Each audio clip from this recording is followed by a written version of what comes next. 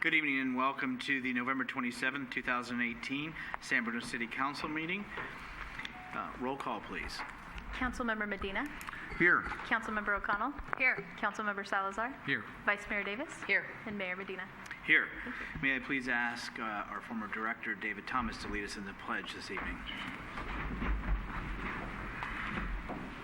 I pledge allegiance to the flag of the United States of America and to the republic for which it stands, one nation, under God, indivisible, with liberty and justice for all.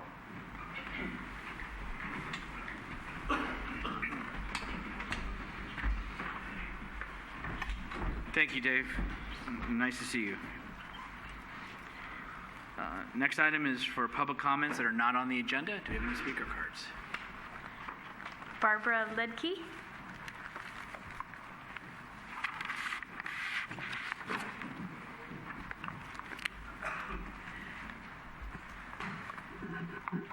I told her I went to school here in San Bruno, and I was lucky my first name was Barbara.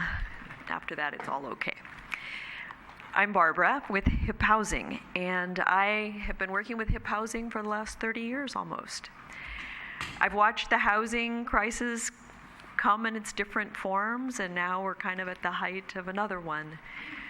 But we, in all these years, have been helping people try to find creative solutions to do what some of these children mention in this calendar that I've brought with us, or with me, and I believe that it's been presented to you. The children share stories about what it means to be housed, what it means to have a home. And we, on a constant basis, are doing that, helping people find housing. And in San Bruno, we're able to do it thanks to some of the support from the city of San Bruno. So we really appreciate the support you've given us to help us do our work here. And when you see what kids say, it kind of puts another light on when you see somebody standing over there kind of by Tan Fran wanting possibly money because they're not housed. But these children say, home is the most important part of my life. It is love, warmth, family, books, games, chairs, food, and laughter. And another one says, home is where your heart is. It means a place that is safe. You can always be your true self at home. Everyone needs and deserves a home. And so we know we can't house everyone at all moments in our history, but we're doing our best to try to do it these days through home sharing. And recently we hosted here in Burlingame the National Home Share Conference that had not happened for many years, because programs are flourishing or bubbling up all across the country, and we're looking to California and to the Bay Area for some guidance on how to help make their programs more sustainable and have more impact. Because in our area, home sharing is a normal way of living. It's not in the meantime type of thing. And so in San Bruno, many of our home sharers are people who are seniors living in their home, but they could also be people who are working in healthcare, working in the teaching profession, working in local business, and because our housing costs are so high and our wages have not kept up, many people look to home sharing as a solution. So we appreciate your looking at the calendar, absorbing it somewhat, and reading the facts about HIP housing and some about our programs so that you're able to pass the word. We do a lot of outreach, but a lot of outreach happens by word of mouth. So anything you can do to help us get the word out there. We're always looking for new home providers and more home providers, because there's always more people looking than providing housing. So anything you can do to help us, we appreciate. And again, thank you so much for your support over the years. Thank you. Thank you, Barbara. Thank you very much. Alice Barnes.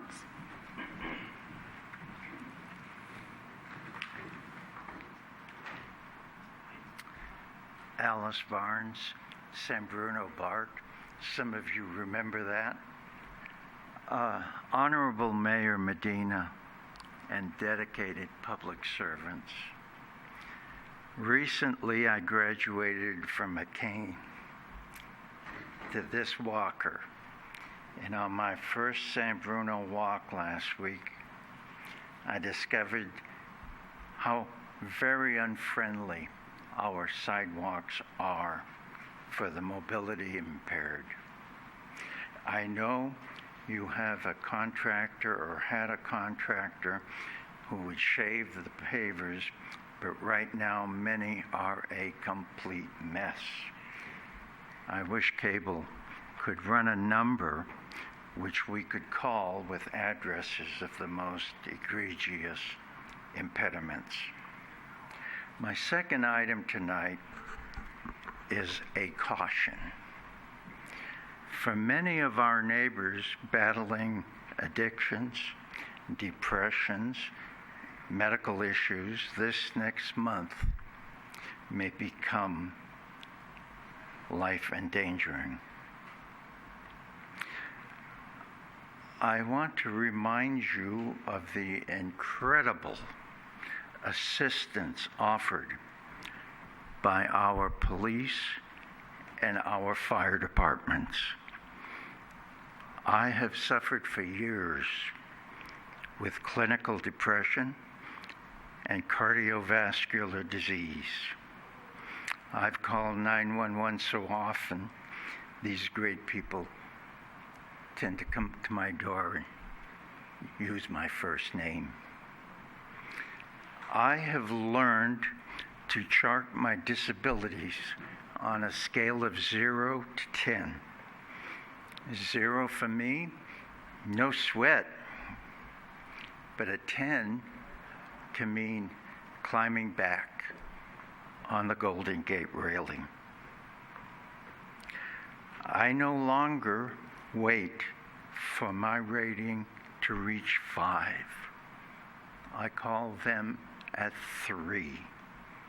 It is so much easier to survive this life with their help at a 4 than at a 9 alone.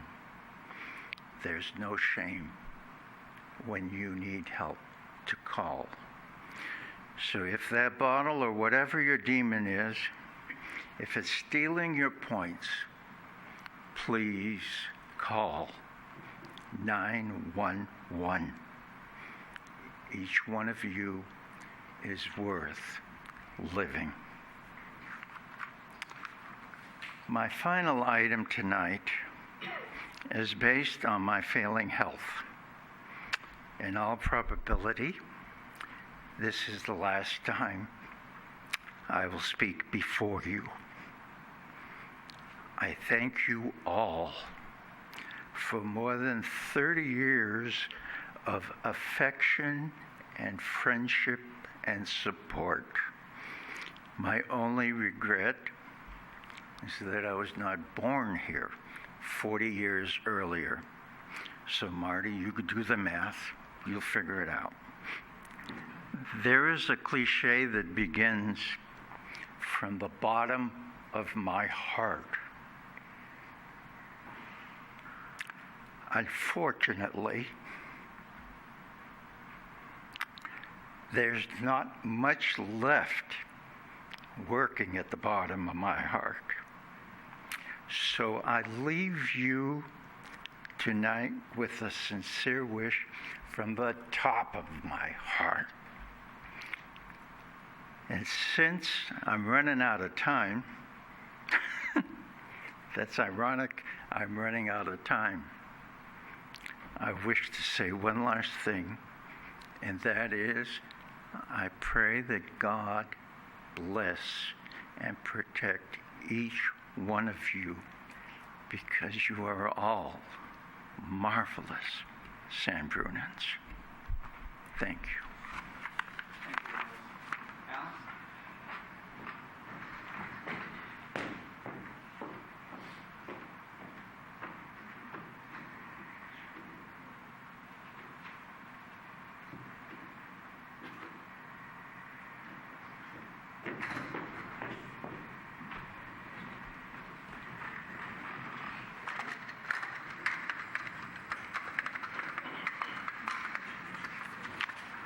Any other speaker cards? No. Okay, we'll move on to announcements.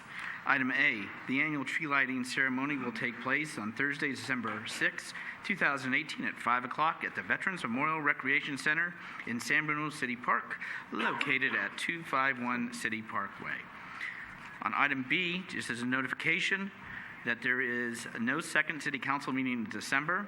The last meeting in 2018 will be held on December the 11th. Now on to consent. All items are considered routine or implement an earlier council action and may be enacted by one motion.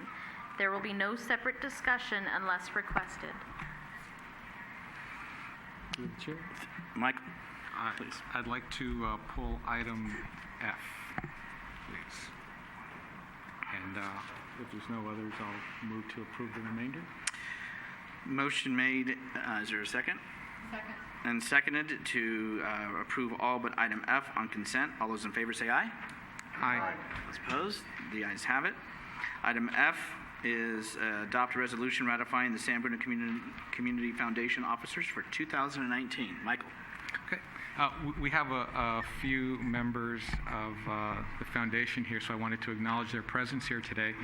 And also, because the person who served as president of the foundation for the past few years, it's hard to believe it's been that many years have gone by that fast, but our president is going to be stepping down, and so I wanted to acknowledge Nancy, your service on the foundation. I know you're going to continue on, and I know you're going to continue to do wonderful things, but under your leadership and under Leslie's leadership, we've done some amazing things with that foundation. And I was, sitting up here when we formed it, and we had some big ideas, and you guys have exceeded our expectations. So thank you so much for your service.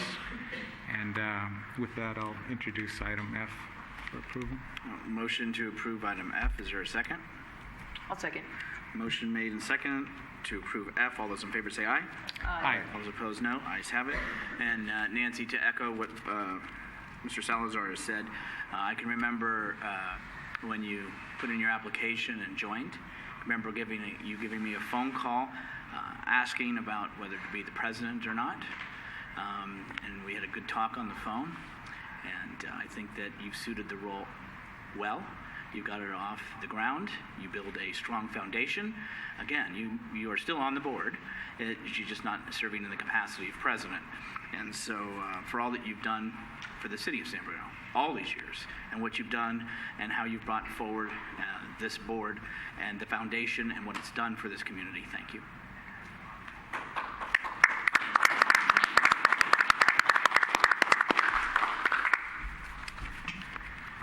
Okay, there is no conduct of business. Nope. Sorry. Sure call. Item 7, study session. 7A, receive presentation on the scope of work for a comprehensive fiscal sustainability project. City manager. All right. Good afternoon, council, mayor, and citizens at home. Javon Grogan, city manager. I will be giving a presentation tonight on fiscal sustainability, and in particular, fiscal sustainability project. So the objectives tonight of our presentation is to discuss the need for a comprehensive approach to addressing the city's fiscal sustainability, outline the preliminary scope of work and timeline for the project, discuss project resources and leadership, and then really to obtain feedback for council. We're not asking for any specific direction tonight, but kind of in summary, tonight's conversation is centered not on the specific strategies that we may employ to address our fiscal sustainability, but really on the overall process and methodology that we'll undertake to really wrap our arms around the problem, define solutions, and then implement them. So our agenda for tonight, we're going to do a quick overview of the general fund budget, our current FY 18-19 budget, talk about some of our known needs and challenges, talk about our reserves, and then we'll go into the project. Project goals, we'll give an overview of the preliminary scope of work, a high-level timeline, and then have time for council discussion and feedback. So just a real high-level overview of the city's current FY18-19 budget. So we operate on a July to June fiscal year. So revenues for the general fund, which is the account that most of the city's general purpose revenues are deposited in and to use to fund basic operations, are $46.3 million. Expenditures total $47.9 million. That amounts to a deficit of just under 1.7 million, so 1.6 million. That was funded in this year's budget using fund balance. But one of the things that we all know is that $1.7 million deficit is not the true extent of our fiscal challenges. And so we wanted to talk about a few of those. So some of the known general fund challenges that we have are our infrastructure upgrades. I think most of our residents are aware that we have a number of community facilities and our roads that need upgrading, and we wanted to highlight just a few. So one of the key facilities is our fire station, both the administration building and that houses our administration and Fire Station 51, but also Fire Station 52. And the current estimated replacement cost of that facility is $10 to $12 million. We'll talk a little bit about the good news, but the good news is that we've set aside part of that money, but half of that balance is currently unfunded. Our roads, the PCI, which is the Pavement Condition Index, is currently at a 62. At our current funding level, we do not have the resources to increase the overall condition of our roads. And so it requires roughly $2 million a year to keep the overall quality of our roads from deteriorating. We have been able to budget or plan for in the next few years $1 million, and with SB1 we're projected to get another $750,000. So that puts us just under the $2 million, but really close to the $2 million that we need just to keep the quality of our roads from deteriorating further. Really to get our roads where we would like them to be, which is at an overall 80% pavement condition index, that really requires an additional $6 to $8 million annually that we would need to spend on our roadways. And $8 million would get us to 80%, our projections in 10 years. $8 million a year will get us to 80 in 5 years. Spending $6 million will get us there in 10 years. And so we ran the model both ways. Our stormwater system. One of the challenges with our stormwater system is that we do not have a dedicated revenue stream for that. We know that we have $25 million in Priority 1 and Priority 2 projects, an amount that we do not have the resources to fund. Street light poles, we currently have about 2,100 street light poles throughout the city. There was a 2015 condition assessment that noted that 680 of our street light poles need to be replaced at a projected cost of $10 million. Now, we did fund in this current year's budget approximately $319,000 to replace 36 poles, but it is a significant infrastructure challenge that we do not have the resources to meet. In addition, library expansion and upgrade, $5 million in curb ramp deferred maintenance, and a number of things that are subterranean in our parks, irrigation controllers and replacements. So we also have general fund challenges when we look towards, frankly, which is the greatest cost for our organization. Because we're an organization that really provides services with people, our largest cost are employee costs, and we have rising pension costs. So CalPERS has given the city projections, and the current projection is by the year 24-25, the city share, not the employee share, their cost is increasing too, but just the city share is projected to increase by $5.6 million. $1.5 million of that increase will be realized in the next year's budget. So when we have budget conversations coming up in the next 6 months, we will be looking for ways to fund that additional $1.5 million. That level of increase in our pension costs really begins to crowd out some of the normal increases you see in your revenues. And so we know we have upcoming labor negotiations that will be happening, and we also have a rising medical benefit cost. So in 2019, We received our rates a few months ago for 2019. The cost went up by 5%, so a little bit over $300,000. Now, the good news is that we had the money in the budget for that, but we are projecting a continual increase in those costs. Other general fund challenges that we know we have is facility maintenance. We need additional resources to maintain our facilities to meet community expectations. And so what that is while we have some capital improvement projects, we also have some regular facility maintenance needs. So we need additional resources in our annual operating budget to fund some preventative maintenance, so some of our projects or challenges don't deteriorate to the point that they become a more expensive capital project. Corp yard upgrades, we have a number of ADA compliance issues. But we also may want to talk about making investments in personnel. One of the ways that we can address our fiscal sustainability is through economic development. But we currently do not have a single person who's solely dedicated to economic development working for the city. Urban forestry management and wildfire prevention is a significant need that we need more resources to address, and technology upgrades. So we didn't want to go in too much detail, but we did want to provide a flavor of some of the challenges. But there is good news. So the good news is that our local economy continues to show signs of growth.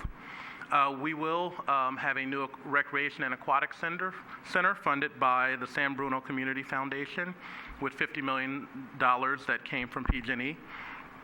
And San Bruno has healthy general fund reserves. And so the city has been a really good steward of the people's money. We currently have $11 million in our general fund reserve. We have a disaster reserve of $3 million. An equipment reserve of $5 million, and that's really for your heavy equipment and vehicles. A fund balance in the general fund of $2 million, and a CIP reserve of $7 million. A caveat with the CIP reserve, with the allocations in the current budget, a little bit over $2 million, and the allocations to the Fire Station 52, that pretty much depletes that $7 million. And so we do not have significant or frankly any significant reserves for our capital facilities once we take into account the $6 million that was set aside for Fire Station 52, and again, that only funds half of the estimated cost. But on our other reserves, the good news is that we're right about where we should be, but we have significant infrastructure challenges. So a few takeaways from our fiscal condition is, as you heard from the finance director when we had the recent first quarter summary, is our revenues and expenditures for the current budget year are coming in normal. There are no major issues, but our fiscal condition is stable. It's stable because we have healthy reserves, but it's not sustainable because we have costs that will come due in the near future, and infrastructure costs that we need to address. And we know that while that $1.7 million deficit, or 3.5% of our general fund, is not insurmountable, we have that failing infrastructure, those rising pension costs, and frankly the need for additional resources in our annual budget. And so the high-level summary today of our fiscal condition is there's no need for alarm, but now is the time to really wrap our arms around the problem, start to develop strategies, and implement solutions. And so one of the ways that staff would like to propose to council that we do that and truly wrap our arms around a very multi-pronged, multifaceted effort is to initiate and launch a comprehensive fiscal sustainability project, really with three goals. To undertake an effort to truly understand the magnitude of our fiscal challenge, to then articulate our fiscal challenge to you as our policymakers, but also to our employees and to the community at large. And then three, to develop and most importantly, implement strategies. And so I'll briefly go through each of those three components or prongs of the project. So the first is understanding our fiscal challenge. And the primary task here is to develop a comprehensive understanding of the fiscal pressures and constraints on the city's general fund, both today and in the foreseeable future. And really what we have knowns, but we also have unknowns. And so we want to undertake a project to put a lot of those knowns together, but then also study some of the unknowns. And so kind of a high-level scope of work is, one, develop a 10-year financial forecast, something that a lot of municipal agencies do, a lot of corporations do, is to develop a long-range forecast to show you where you're headed so you have visibility towards the problem and can begin to address it. The inputs of that will, of course, be general fund revenues, our pension costs, all of our basic operating costs. But one of the things we have mentioned here with the new Aquatic and Rec Center, the business plan. Staff is currently working on a business plan for the new Aquatic and Recreation Center.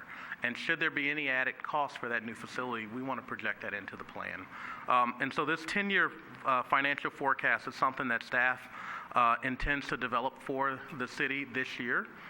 Or in 2019, and so when we're having our budget discussions, we will be looking at a long-range plan. Currently, the city does a one-year forecast with a look towards the second year, and we really want to provide that overview, and myself and the finance director will be working on that. The next major input into understanding our challenge is really taking an in-depth look at all of our infrastructure with replacement costs and prioritization. And so that's all of our public facilities, be they parks, our playgrounds, our ball fields, the library, and our parking lots. And some of this may very well require studies to look at some of the subterranean things that we know are failing, but we really don't have a good information on what's underneath the surface, what is the condition, so we can really get that dollar figure of what we really need to be fiscally sustainable and put it together.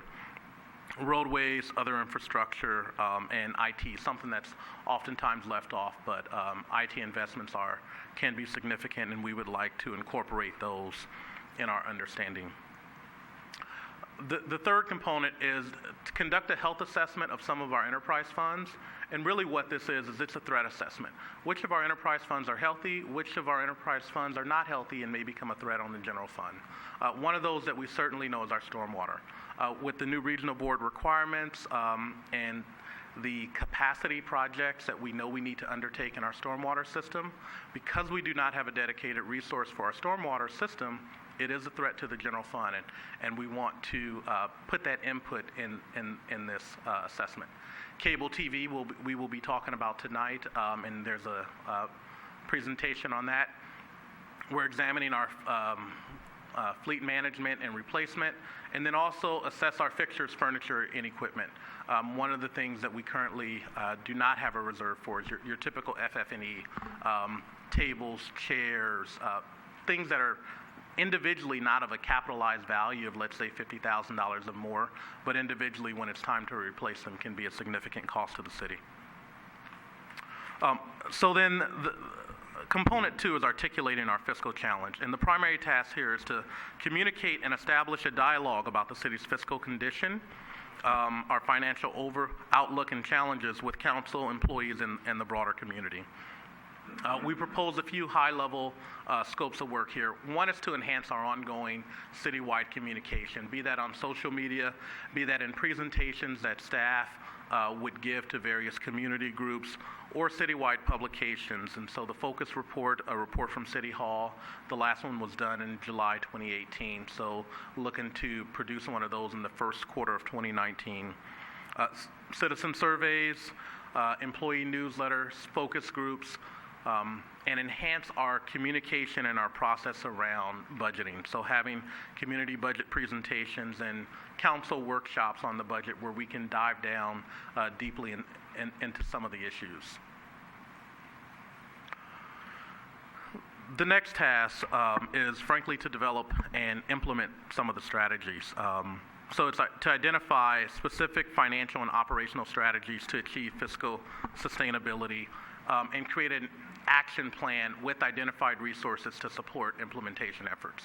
As someone that used to work in consulting, what I would always tell cities is you do the study, but if you don't fund the implementation and really have an action plan, it's often a document that collects dust. And so what we really want to do is we want to take that next step, and we want to ingrain that next step in this project, which is to have that implementation action plan be a milestone out of the project with identified resources, because a number of the strategies that will likely be developed will take some time. We may not see the dividends for 1 or 2 years, but it's a strategy worth achieving. So components of the scope of work for this could be identifying and prioritizing our strategies, a broad range of strategies. Revenue enhancement measures. Revenue measures does not just mean taxes. It could mean a dedicated focus on economic development. It could mean looking at some of our fees and making sure that we are truly charging our true cost to recover fees. It could be looking at our cost allocation plan, and when we have grants, and we're ensure that we're charging the full cost of our overhead so we recover more of our costs. Expenditure controls and reductions, organizational efficiencies, or cost shifts, potentially shifting things from the general fund to other funds. And one case of that could be stormwater, potentially looking at a dedicated revenue stream for stormwater and shifting that burden from the general fund to a dedicated stream. But as a part of this project, we want to truly have a in-depth stakeholder engagement process. So with our employees, with our labor groups, with our residents and businesses. So that's focus groups, that's going out talking, that's surveys, and then a significant process with the City Council for your policy level deliberations. And so bring council a palette of strategies to choose from, knowing that the magnitude of our problem frankly cannot be all revenues. It's likely going to have to be a myriad of solutions, but providing council with a set of strategies by which you can choose from. So we also wanted to note projects that have already been started. So we would not begin this project from ground zero. A number of things are currently underway, and a number of things have already been started. So we provide a few here just to highlight, and I'll highlight these really quickly. So under the component of the project of understanding our fiscal challenge, we have an ADA transition plan. It was done. We know how much. We know that we have a $5 million deficit for our curb ramps. We know we have a $7 million deficit for our sidewalks. We are currently doing the cable enterprise business assessment that you'll hear after this presentation. We periodically do actuarial studies for our pension costs and our other post-employment benefits. We know what it will take to reach our targeted PCI pavement condition at 80, so anywhere from $6 to $8 million a year. Stormwater master plan. So there was a 2015 stormwater master plan. So we know the capacity projects that we need to undertake. But one of the things that was not included in that plan was a actual video of our stormwater system like we do our sewer system, a closed circuit TV to actually see in the pipes that are underground where the problems are. And so we may want to look at funding that effort as a part of this. Street light pole replacement program, and staff is currently receiving quotes for a wildfire prevention assessment. So we know we don't have enough resources to address all of our urban forestry maintenance, but what we want to do is to prioritize those so when we do have the resources, we can apply our dollars where they're most efficient. Under articulating our challenge, we have budget presentations. We're currently looking at enhancing the city's presence on Nextdoor, and we're developing that budget calendar for our 1920 budget. Under developing and implementing strategies, council allocated or set aside money for Fire Station 52 and allocated $1 million of that in this current year budget to begin the design on Fire Station 52. We will be bringing development impact fees, potentially revenue enhancement measures to council on December 11th. We are currently examining our fleet and looking at our fleet policy. Council has had initial discussions in a subcommittee to look at revenue options, and one of those that came out of that is a short-term rental ordinance, and so we're working on bringing that back to council in 2019. So project resources. So project leadership would be myself as city manager and our finance director But this is an effort that will involve nearly every member of the city's management team, our supervisors, and we want to, as I said before, engage all employees. There will be team leads, there will be strategy leads, there will be people leading various components of this project, and it will really be a all-hands effort. Project funding, we have budgeted funds, so the city personnel will not be an additional cost. In the current budget, we have routine studies that we do that will be inputs into our fiscal condition assessment. But this is a very large project, and to really do this in the time that we need to do it, and to do it at the professional level that we need to do it, we may need additional resources. And so that's consultant support, that's support to help us with the focus groups, meeting facilitation, and polling services should we look at a revenue measure. And so we know that there will be additional resources needed, but we are proposing this to you because we think that it is a comprehensive project worth taking all the individual pieces that we're doing and really putting them into one effort with a goal, with timeline, with deliverables. And so that's the next slide. We wanted to highlight the timeline. So the kickoff of this project in January, February of 2019, and really run 24 months, so through December 2020. An important effort with a lot of different steps, and on the slide above you, I won't go through all of these, but we would have the expenditure control conversation around our budget time. We will have the 10-year forecast. We'll have our initial revenue strategies in the second quarter of 2019. We'll have a conversation of, is there a ballot measure for November 2019? You can see up above that question mark is also there. Is there a ballot measure for November 2020?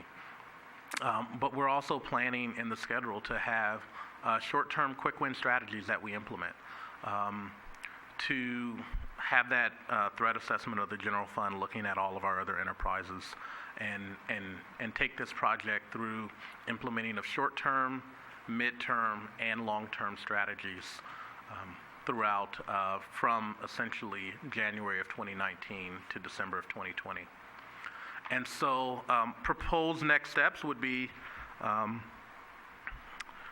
following council feedback and direction, we would create a detailed project timeline and finalize the key components, finalize the project resources and funding, have the kickoff meeting and roll out, and then initiate our budget process, which will happen in the middle of this, but somewhat connected. And so that is the presentation tonight.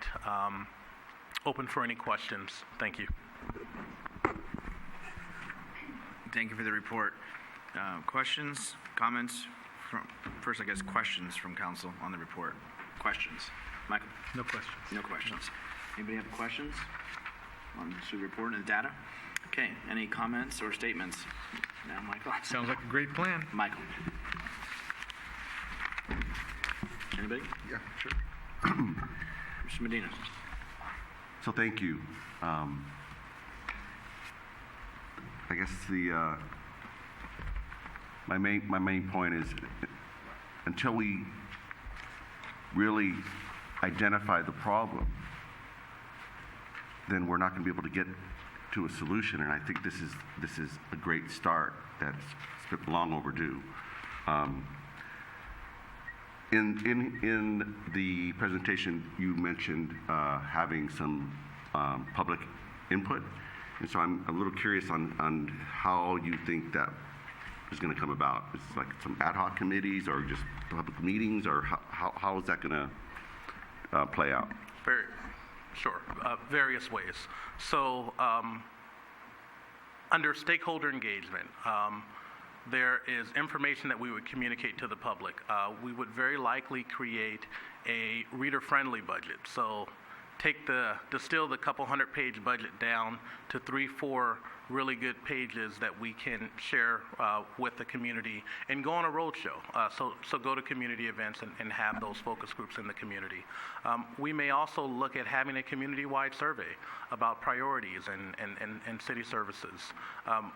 We will certainly, on the staff side, have focus groups where we invite our employees in and have surveys for strategy ideas. And so oftentimes when these projects are undertaken, there are public surveys, oftentimes electronic now, on the website where your citizens can provide input on some of the strategies that they see, or prioritize the services that are most valued to them.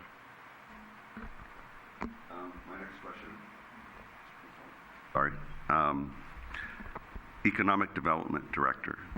I think we in the last budget kind of talked about that a little bit, and that's something that we're going to wait till June to implement, or how do you see bringing somebody on board to help with the development, economic development?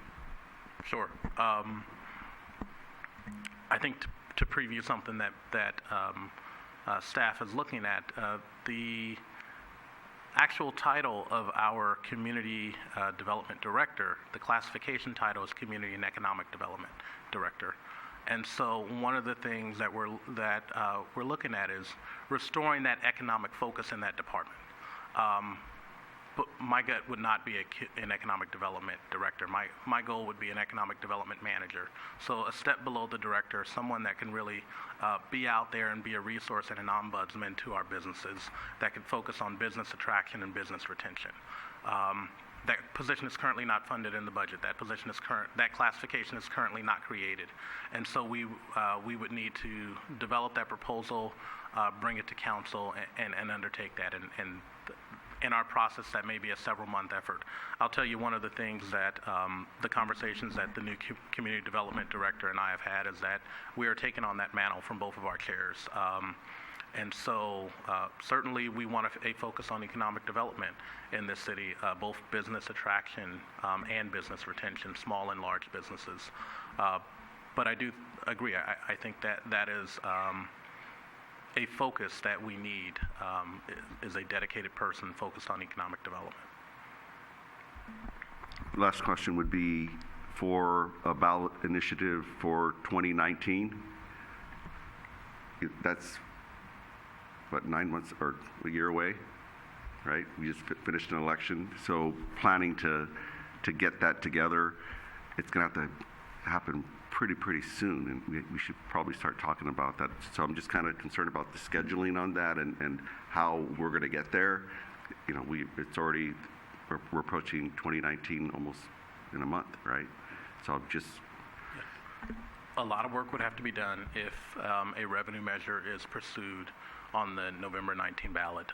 But I think through the project and early on, starting in January, February, we should have a lot of conversations about that and really look into the strategy behind revenue measures in its entirety.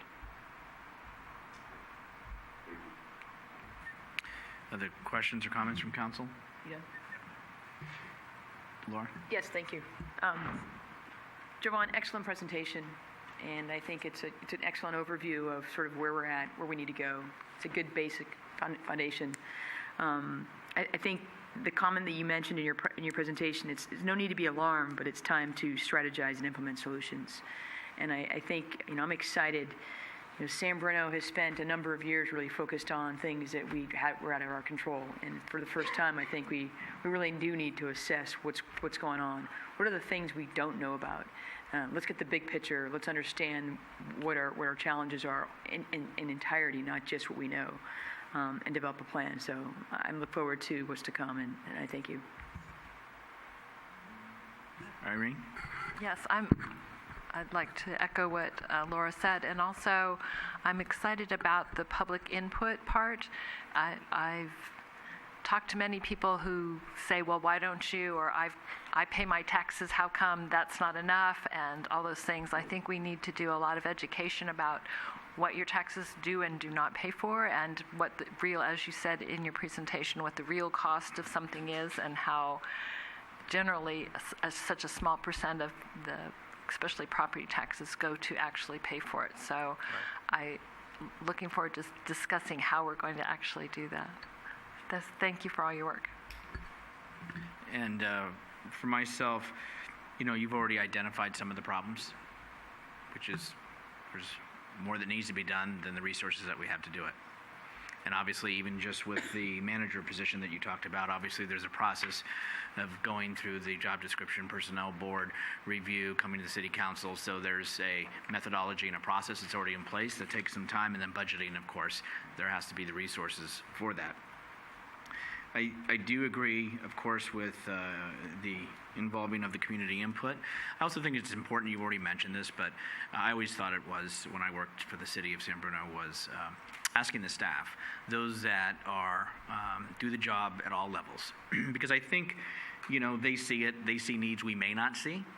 They see needs that we do not know of. Those that are in the trucks and in the fields, whether it's mowing them, whether it's picking up the trash on the sidewalks. I think sometimes they have ideas and they have a window into things we don't, and I think sometimes they can offer solutions. But I think also having a budget that is, say, user-friendly is more helpful as well to have the public understand, because what we have to go through is quite in-depth for what the new finance director will be putting together for us. So I look forward to this, and I think it is time that we move forward, but I think it also is time for we know what we're facing. So with that, we want to thank you for your presentation. Thank you. Thank you. Item 7B, receive presentation on history and status of the city's cable enterprise.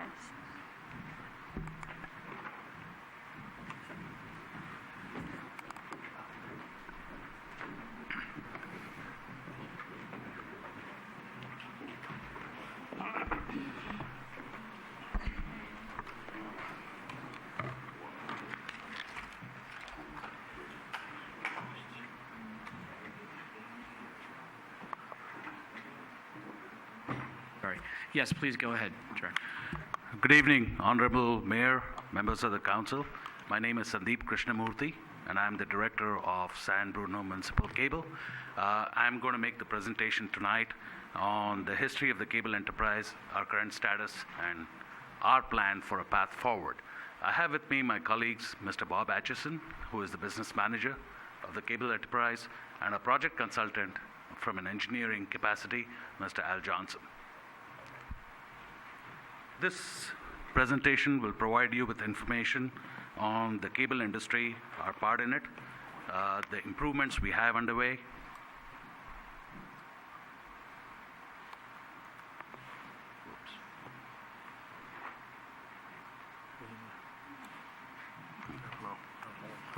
Sorry, jumped ahead.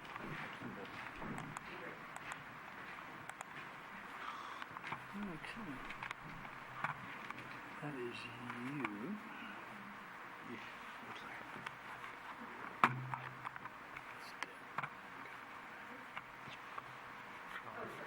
Try something.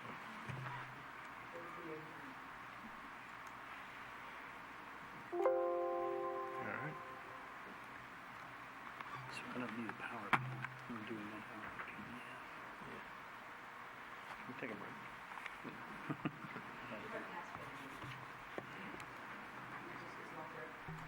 Mayor Medina, can we take about a 5-minute recess? Of course. Well, let's take a 5-minute break, Okay. and then we'll Thank you. reconvene. Thank you, City Clerk.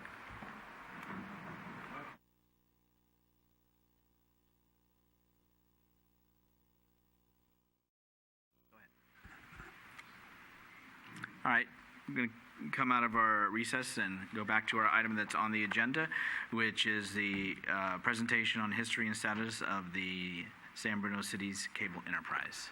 Director. Thank you. The objectives of this presentation will be to provide information on the cable industry, our part in it, the improvements we have underway, the crossroads we face, and finally, our plan for a path forward. We plan to accomplish this in 3 parts. In the first part, we have the evolution of the cable industry itself. In part 2, we have San Bruno Cable's current situation, and in part 3, the path forward. We shall begin part 1 with a short video, which is titled A Brief History of Cable, creating and cutting the cord.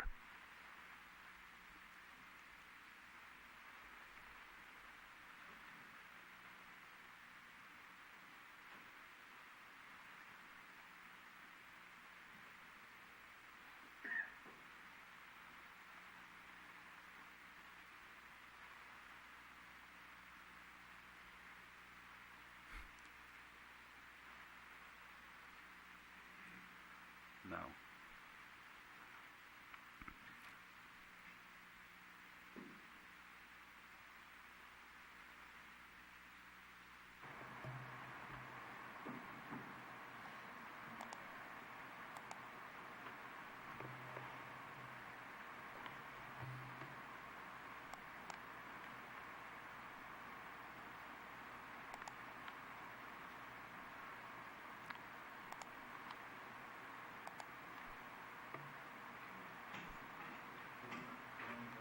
I don't know where it is. Hang on one second here.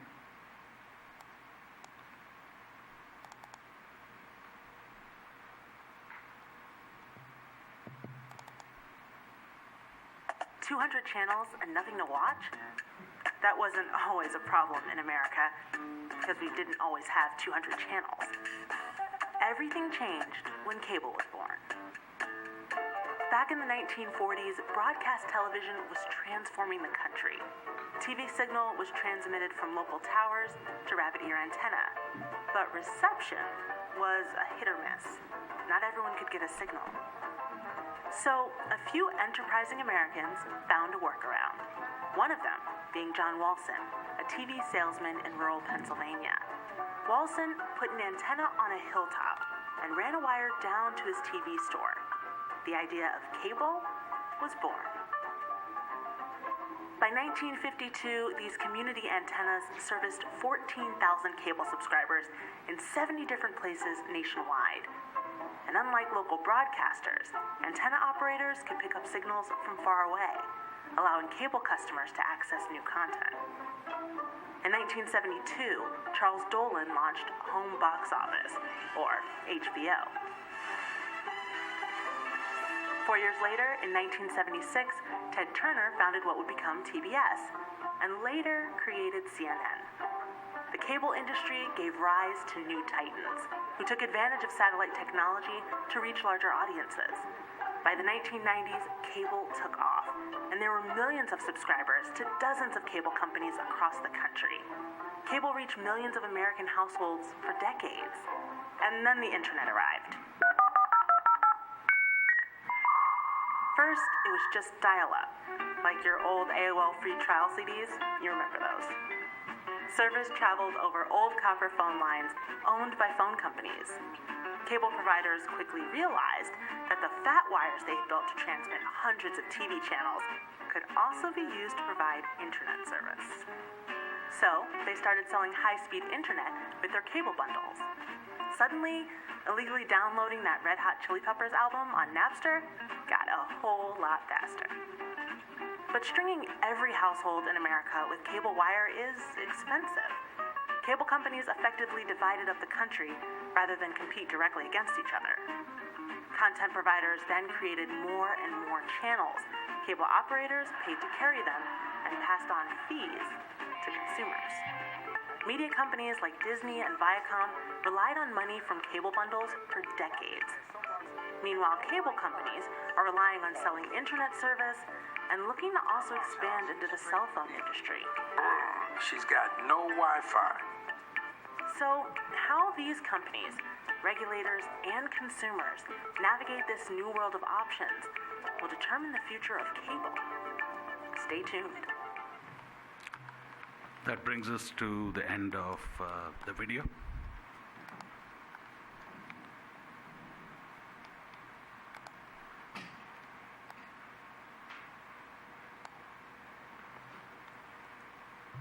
Okay. Cable has evolved over the years with these broad phases. From the 70s through about 2010, we had the evolution of community antenna TV to cable itself, which led to more channels, more packages, which equaled more customers, and of course, higher costs. In the early 2000s, we had the launch of cable internet, It became a nice new line of business for the cable industry. From 2014 onwards, we've had the introduction of internet video. So we had internet video offerings such as Netflix and others taking center stage. In 2018, this year, cable has finally started adopting smaller packages of TV channels. They call them skinny bundles. And in many cases, cable offerings also include internet video.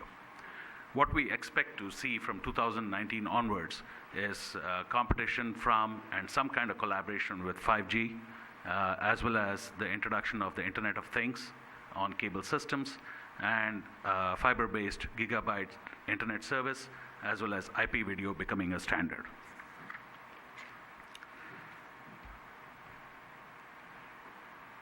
Just to review how the cable industry serves customers, earns and invests money.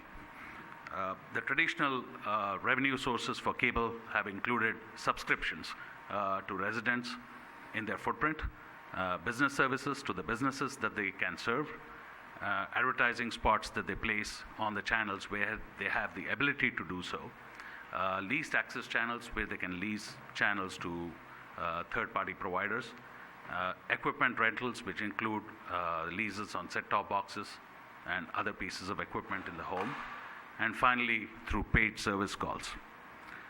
The expenses include building and maintaining a plant, which includes the cable that goes throughout a cable company's footprint, the customer premise equipment that has to be bought up front and then leased to customers, the license fees paid to programmers, from whom the channels are licensed and then beamed out to subscribers' homes, the head-end equipment and licenses to pull down these channels and push them through the cable to customers' homes, then all the marketing associated activities that go with providing a competitive service to subscribers. Finally, the salaries, general and administrative expenses that are inherent to any business, and followed by franchise and government fees that are due from the cable system to the local regulatory authority. Also, to review how internet speed itself works, what we have here is an example of a typical family that's streaming, emailing, loading up selfies, looking for recipes of the internet. And what we have on the right side of the slide are different members of that typical family doing various things. You have Susie, who's gaming, playing an online game with 3 of her friends. At the same time, while mom is trying to stream a movie, and the movie is buffering because Susie is using up the internet speed that's available to the home. And at the same time, the son of the family, Jimmy, he's on the computer, he's searching for a research paper, and again, his loading of the website is slow because the bandwidth's being used up by the previous 2 people mentioned. And then you have Joey, who might be in his room trying to upload selfies, who's again having issues with the upload because of the lack of internet bandwidth. And finally, Dad, who in this scenario is trying to prepare dinner, and he can easily find recipes on the internet because of the lack of bandwidth.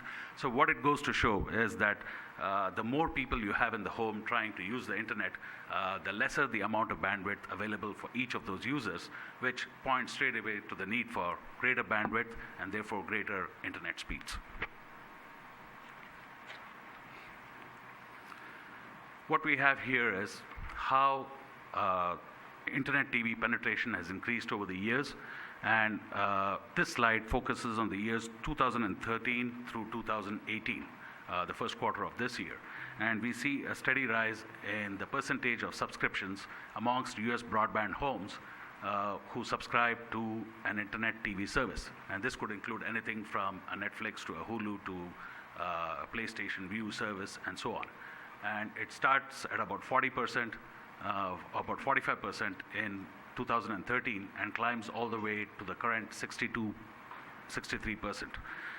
It just goes to show that a large number of US homes have access to these services. On the next slide, we see how many of these broadband homes have pay TV services, and we see a steady decline. In the previous slide, you saw a rise, and here you see a decline where the numbers were at 84% or close to 85% in 2015, and by the third quarter of 2017, they've gone down by about a 10 percentage point drop.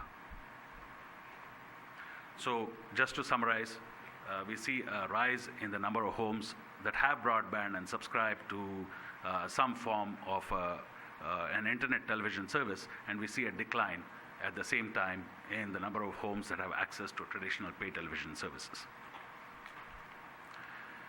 What has happened to pay TV itself, of which cable has been the largest provider over the years? In 1995, cable had a 93% market share. In 2006, that had dropped to 69%, and 2017, we had 54%.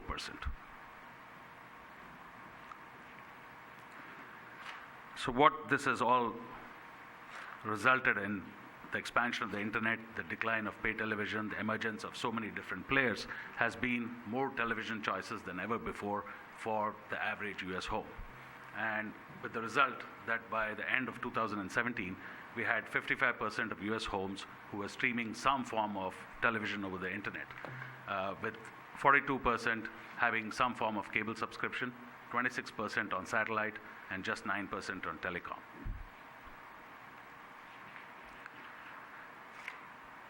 As of 2018, cable's customer base, and this is a set of statistics sourced from the National Cable Television Association, about 66 million homes have cable broadband, about 52 million have television, and about 31 million have the phone through their cable company.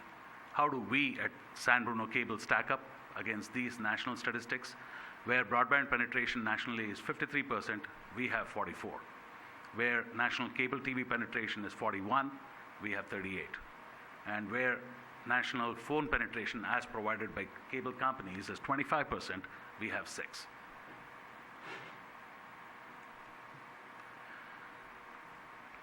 What has happened in the broader industry over the past 10 years or so is the emergence of a large number of really powerful applications which are delivered over the internet and have very big players behind them.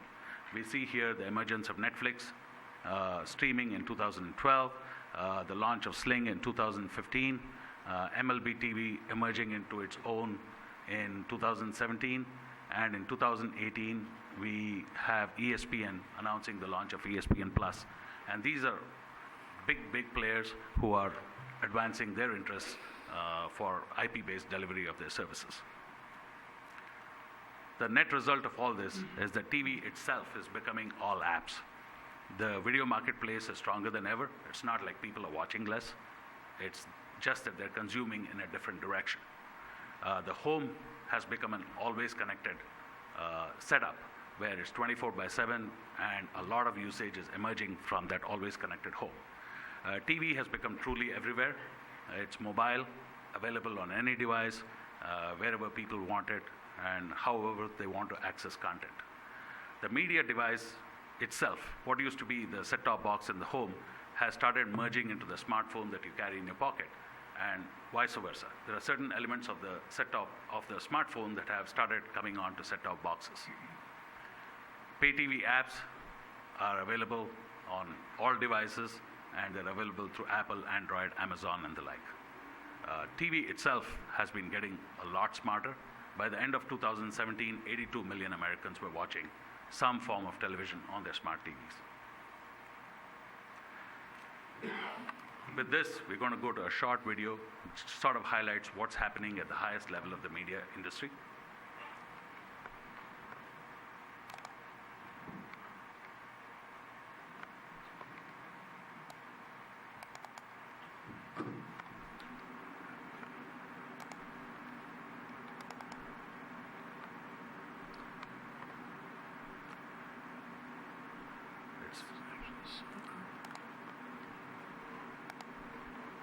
Bob, I can see the Netflix thing. Yes, I'm not sure it's going to run there. Give me 1 second, please. Okay. I do apologize.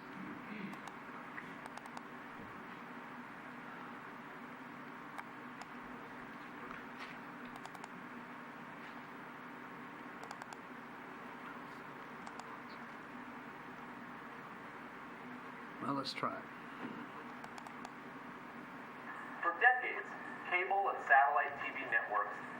raking in money from both subscribers and advertisers, a dual revenue stream.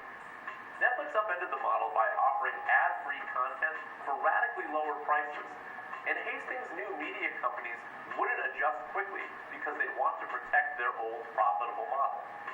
That's why you're seeing Fox and Time Warner selling and Comcast and Disney buying.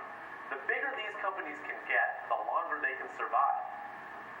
There's still a sense of skepticism among some that Netflix is overvalued and may not be able to live up to the expectations the market has placed on it. After all, Netflix only earned about $1 billion in EBITDA last year. CBS, a company almost 8 times smaller than Netflix, earned 3 times that. But Netflix is competing against traditional media companies with a different set of rules. It's an ominous sign for big media, which realizes it has to transform now to survive.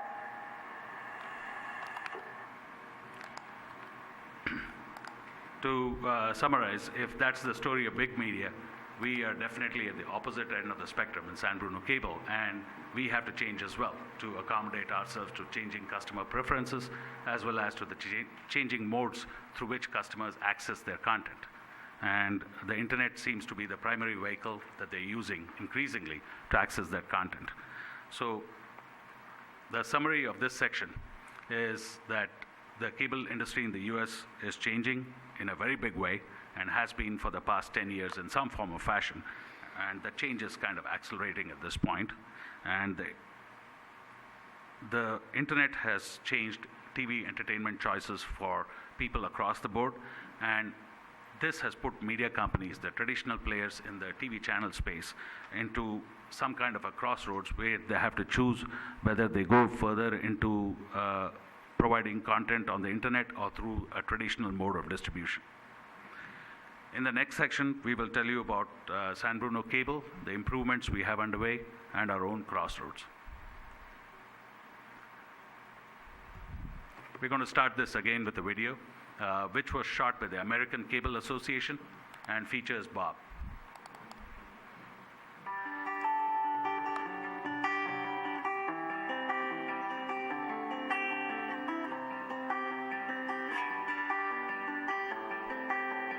My name is Bob Atchison. I'm the business manager at San Bruno Municipal Cable in San Bruno, California. I'm a longtime cable veteran, 30 years plus in the business. Well, San Bruno is a city of about 43,000 people. We're a municipal system, so we work closely with the city council. It's a wonderful little city. It's headquarters for YouTube corporation, so there's a large Google presence here. Walmart.com has a large presence in this city, which is pretty good for a city of 43,000 people. The issues that we face, major issues that we face, is the cost of retransmission consent. I mean, some of those fees are going up 200, 300, 400%, and those are fees that we have to pass on to our consumers, and that's always an issue. I mean, we try to keep our costs contained.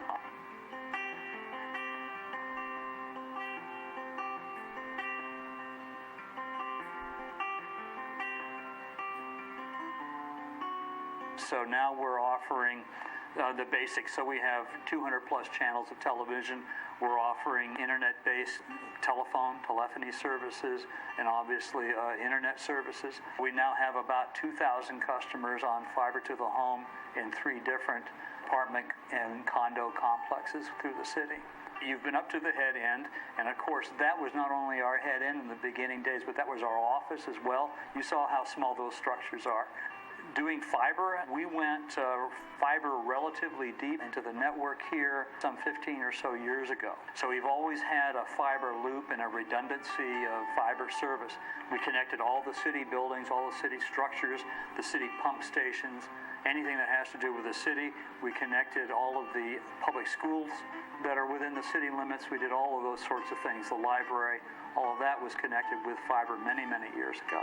With YouTube, for instance, or Google Corporation, they need fiber access to the internet, to the rest of the world. And one of the things that we were able to do based on where we're located and the infrastructure we've already created is that we're able to provide a 96 count dark fiber to them for their own access and their own private use. So that's an income stream for us, and it's certainly a service to one of the major employers in our city. You wouldn't believe the sense of community this place has. They do what they call a Posy Parade, which is a children's parade down the main street, and they've been doing it for 71 years or so. Back in the early days of cable technology, decided that they wanted to have their own cable TV system. So they began work on developing a cable system here in 1969, opened up the doors in 1971. We have customers from 1974 that have been continuously with us, and we've been providing service, ever since then.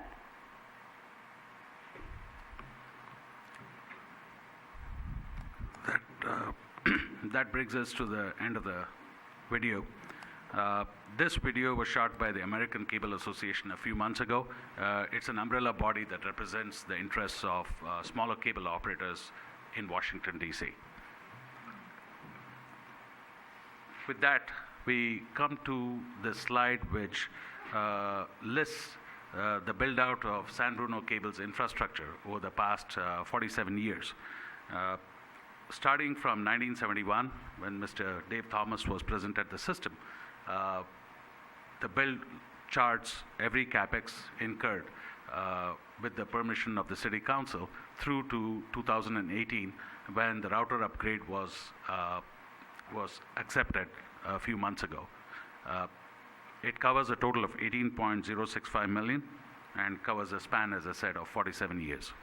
It has included expansion of the channel from the 12-channel system that was initially available through to its current status, where it provides over 300+ channels on HD and SD, as well as enhanced internet capacity made possible by the router upgrade that's currently underway.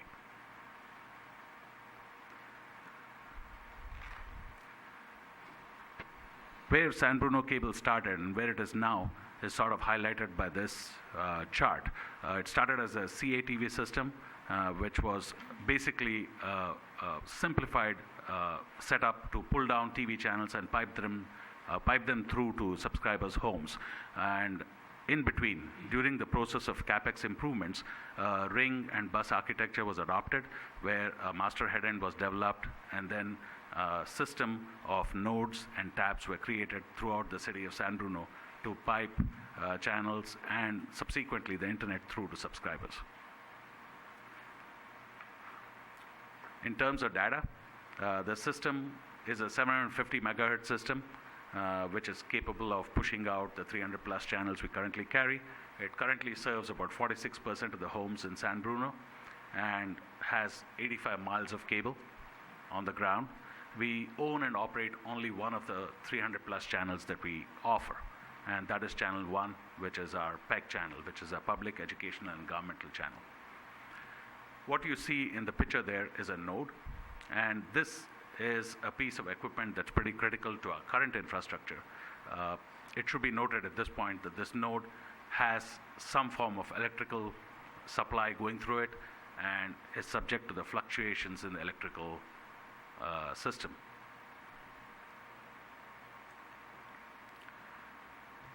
In terms of performance, how has the system performed over the years? I'm focused on the period 2010 to 2018 because that's the time when the system went all digital. And in 2010, the national cable TV penetration was at 55%. We were at 44%. In 2018, the national cable TV penetration has fallen to 41%, and we are at 38%. In terms of broadband, nationally, there was a 39% penetration by cable TV systems, and we were at 35% in 2010, and it has since climbed nationally to 53%, and we have since gone up to 44% in 2018. So we have tracked national trends.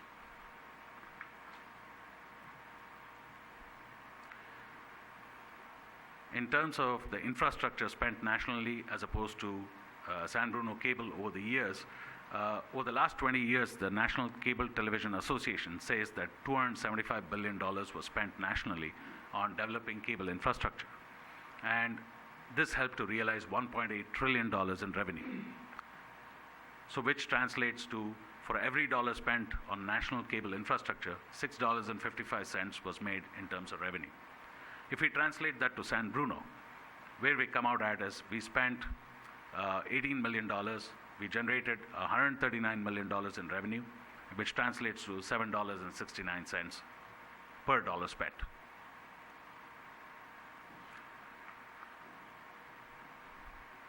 To encapsulate the statistics about the system, we have this slide which has us at 100% of homes passed in San Bruno with our cable plant. Our head end is 20 years old. Our HFC hybrid coax fiber cable plant is 20 years old. We operate a system called DOCSIS 3.1, which is a software protocol on which we have our channels and internet ride. And that's aged by about 5 to 6 years. The latest in the market is a version 3.1. We launched our ISP business in 2002, and we offer 396 television channels. The internet speeds we offer start at 5 Mbps, and in 17% of the area covered by fiber currently in San Bruno Cable, we offer up to 1 gigabyte per second.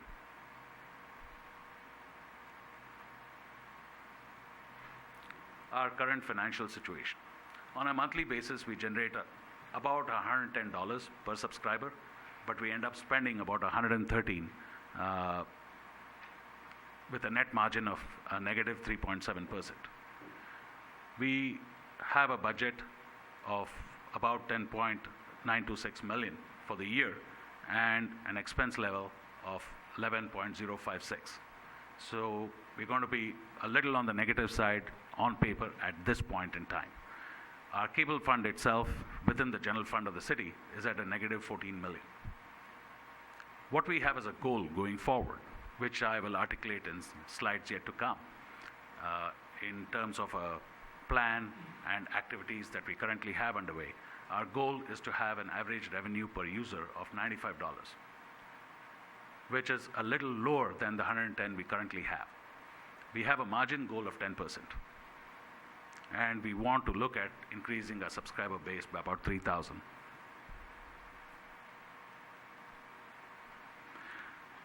One of the issues about San Bruno Cable that we have come across is the number of complaints received, and we have tracked these complaints over the last 3 years. We start off in 2017 at about 500 complaints a month, which trended downwards by December of that year to about the 200 mark. That trend at 200 and a little higher was experienced in 2016.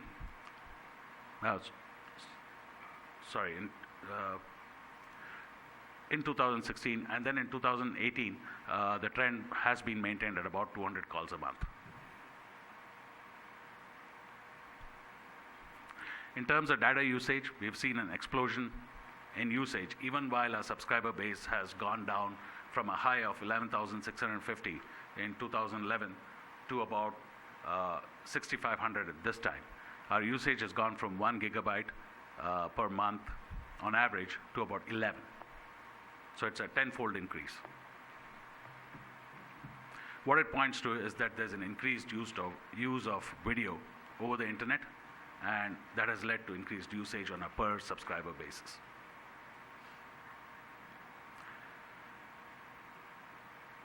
Where we are in terms of subscribers is since 2010, we have experienced a decline of 8% in our broadband and cable TV packages. We have experienced a growth of 46% in our broadband-only subscribers, and in terms of our TV-only subscribers, we have lost a large number, but it's come down from about 2,000 to about 909. Our telephony subscribers are at 870. It's a very mild decline, and I'll go into the reason in a little bit. What we are doing right now to improve our business, improve our prospects, include the following. The first is we have on the table a new set of packages leading off with internet at enhanced speeds, and into which we propose including local television channels. And by local, I mean the local affiliates of the national broadcasters. We have a new and updated TV guide coming soon to our set-top boxes that are currently spread across the city. We have new languages that we are going to introduce into our basic tier of service, and these include Chinese, Filipino, and Korean channels, which will be provided to subscribers at no additional cost. We have a low-cost phone option coming into play based on negotiation with our wholesale providers. We have increased internet capacity and speeds and reliability coming into play very shortly, thanks to the router upgrade that was approved by the council 2 months ago. We have made an early and modest effort in marketing to the Hispanic community based on the dropping of certain popular channels on the Dish Network platform, and we have seen some modest success. We have more such campaigns to follow. In terms of cost controls, we are doing new service deals with our service providers. We are reducing costs across the board, and while these will take a few months to come to fruition, we are confident that these cost savings will allow us to pass on lower costs to our subscribers and therefore net out a positive margin even on the lower ARPU goal. We have several channel upgrades underway for Channel 1. I should say under review. We haven't yet commenced doing anything, but we have it under review and in consideration for early implementation. We would like to show you a brief video on what our new and updated guide is going to look like.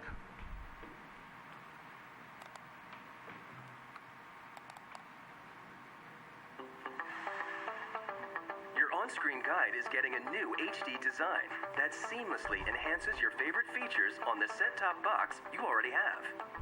The new iGuide HD offers the intuitive functionality you love, plus a sleek HD design that improves the discovery experience, simplifies navigation, and automatically tunes to your show's highest resolution.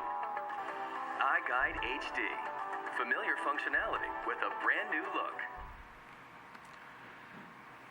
This new iGuide will be available on 11,000 of our set-top boxes within the next 2.5 months. So by mid-February to end of February, we should have this in place. And 11,000 would address a large portion of the set-top boxes we have currently available in the marketplace.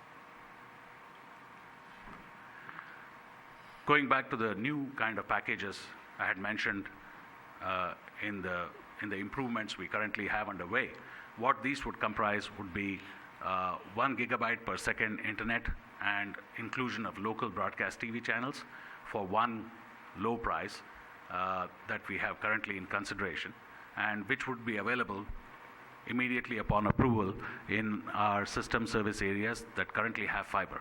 And this includes about 17% of the systems areas that were approved for fiber rollouts by the council over the past 2 years. For the rest of the footprint, what we have is up to 300 megabits per second internet and local broadcast channels, and all included in one low price again. And this would be slightly lower than the price we would look to charge for the 1 gigabit per second internet and local broadcast channels. And these would be available in all areas that do not currently have fiber. I'd like to emphasize that we have yet to determine the final pricing, but it's likely to be extremely competitive with providers operating in this area. And we have a similar kind of plan in place for business pricing. What we're going to be proposing to offer here is 1 gigabit symmetric broadband, which is 1 gigabit upstream, 1 gigabit downstream to businesses, along with 2 dedicated phone lines with an elevated level of service, and again at a price that is extremely competitive. This again would be available in those areas that currently have fiber, and in the areas without fiber, we would look to provide up to 300 megabits along with 2 phone lines, and the same at 75 and 50-bit tiers as well. This brings us to the next slide, which is our crossroads.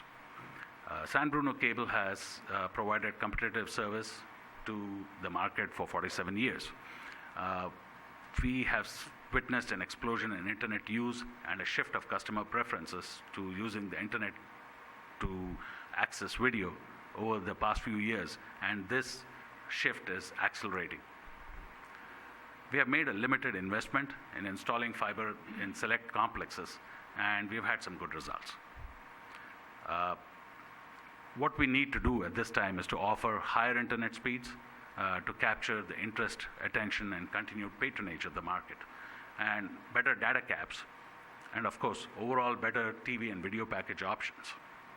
So the crossroads we are at can be summed up as, should we proceed with a comprehensive fiber upgrade, taking advantage of the good results we have seen in those areas where we have rolled out fiber and the experience of customer demand for fiber gigabyte internet service. So this brings us to the end of part 2, and what we tried to do in this section was to provide information on San Bruno Cable's evolution, on our current subscriber and technical situation, and then what we are doing right now to better serve customers, control our costs, and where we stand at this point. In the next section, we'll tell you about our proposed plan going forward.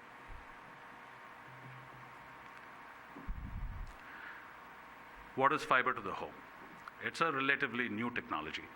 It involves transmitting data over fiber lines which extend all the way into the home. It's remarkable because it has a very long life, 30 to 50 years at least. There is no electricity in the fiber lines, and there is no radiation hazard. It's very scalable, so it starts out at 1 gigabyte internet and can be scaled upwards from that point. The architecture is somewhat similar to the hybrid coax fiber architecture we currently have in place.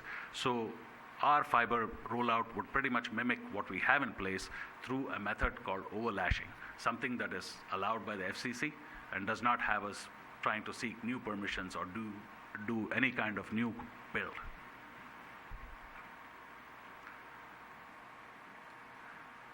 This is a slide whose information was provided by AT&T, and they talk about the advantages of fiber optic versus cable internet.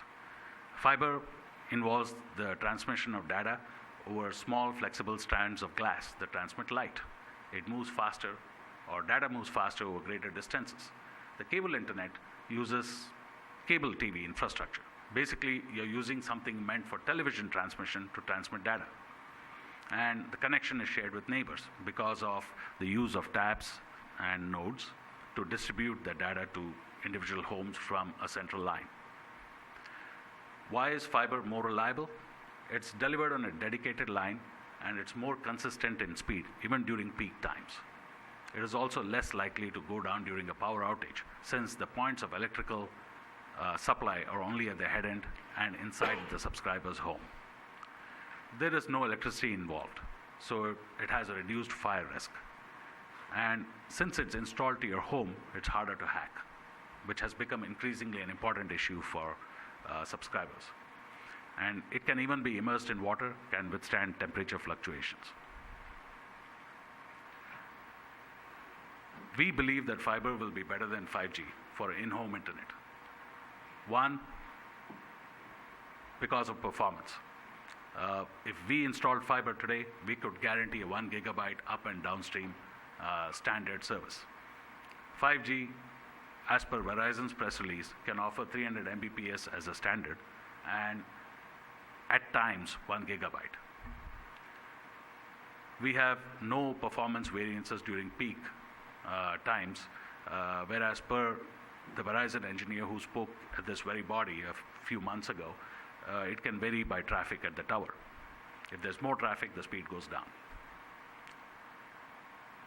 We have no cell towers. 5G would involve up to 240 cell towers at 60 per carrier per square mile. We have no radiation. They, per reports, appear to have thermal and non-thermal aspects of radiation. We have in-home Wi-Fi, as they do as well. We have no restrictions on reception. It's clear right from day one. They have rain fade, line of sight, restrictions and signal blockage by foliage. Uptime reliability, fiber's known to have 99.9%, simply because there are less of electrical parts involved in the system. 5G, it's just not known.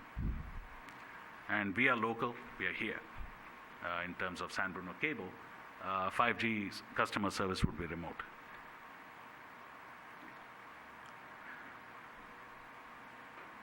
What supports the build-out of fiber? From a consumer point of view, the need for more apps, more internet bandwidth and speeds is absolute. It's there today, it has been for the past few years. And these aspects directly lead us to considering fiber as the means of delivery for that higher bandwidth and higher speed to the customer. As of today, most American homes have about 5 devices that are connected through IoT, or the Internet of Things, which provide details of how your refrigerator, as an example, is running to the manufacturer or some appliance manager and so on. Such devices are likely to go up to 500 per home by 2022 per published reports. Of course, video itself has invaded, as I went through in previous slides, has invaded the internet, and it's only likely to go up over time. In terms of cities and societies, the need for smart cities and the emergence of demand for smart infrastructures is increasing by the day, and fiber provides a very reliable means of servicing such infrastructure. This could include parking systems, water meter readers, and telemedicine, so on.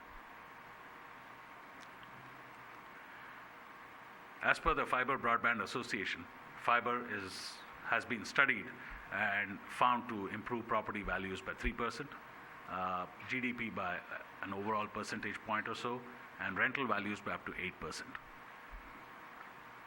And this is across the nation.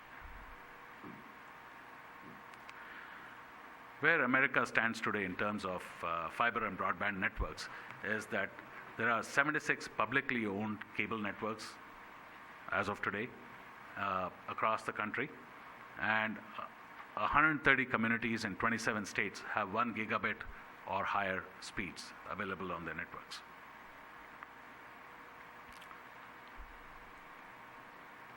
With that, we come to a case study for which there is a video, and this is a city that's pretty similar in size to San Bruno. The City of Beverly Hills is creating a municipal fiber optic network to serve the residents and businesses of the city. Beverly Hills Fiber is next-generation broadband capable of providing world-class TV, phone, and internet services with speeds up to 100 times faster than what's currently available in the city. Typically, the theme of municipal broadband is faster, better, less expensive. So the city will be offering gigabit service for around $50, which by our estimation is about 10 times faster than what's available in the city today at a price that can't be touched. We're a smart city, we're an innovative city, we're a city that wants to lead. And as you look at this incredible technology agenda that the City Council put together, starting with fiber to the premise, which sends a very clear, strong message. Beverly Hills is a leader in technology. I do not know a single municipality that is engineering the intensity of application that we are here. We have something for everyone along the way, from casual internet users to power users. We bring the same capacity to an individual home that the cable companies can only bring to a neighborhood. We surveyed the community quite extensively on this and asked, who would you like your provider to be? They see the excellence and the reputation of police and fire and schools, and overwhelmingly they wanted the city to be the provider. Completely reliable, completely fast, never outclassed. Beverly Hills Fiber. Connect at the speed of light.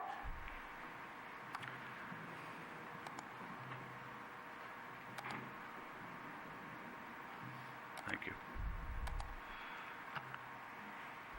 As I mentioned, the reason we picked this as an example to compare ourselves with is Beverly Hills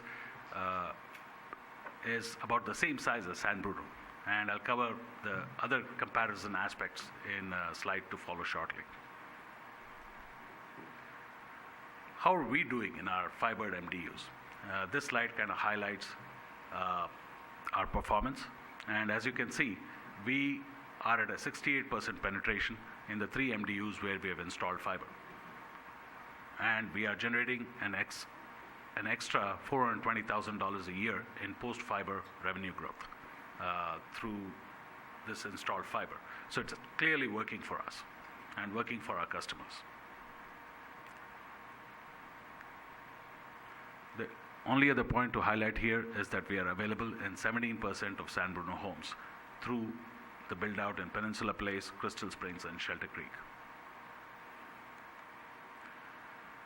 What we propose to spend on a fiber build-out across San Bruno is a total of $12.029 million. And it involves about $10 million of working capital, about $1.56 million of contingency. And working capital includes both networks and fiber construction, as well as fixed equipment. This is what would involve or would be involved in terms of expenditure to make San Bruno 100% fiber. Now coming back to Beverly Hills and the reason why we are comparing. As you can see, there are 16,000 homes in Beverly Hills. We have 15,660. They have 100 miles of fiber planned. We have 85 miles. They want to spend $31 million to do this because they're starting from zero. We exist as a business, so we can do this for 12. And they started in 2017. They plan to finish by 2022. We have a 24-month plan for rollout.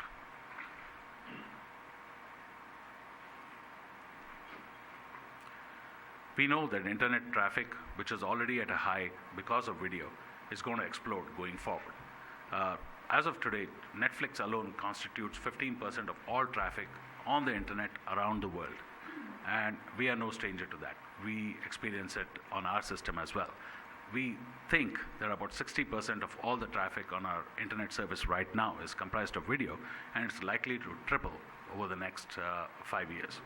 So what it means is there is going to be increased demand for higher connectivity, higher speeds, and something that fiber alone can offer.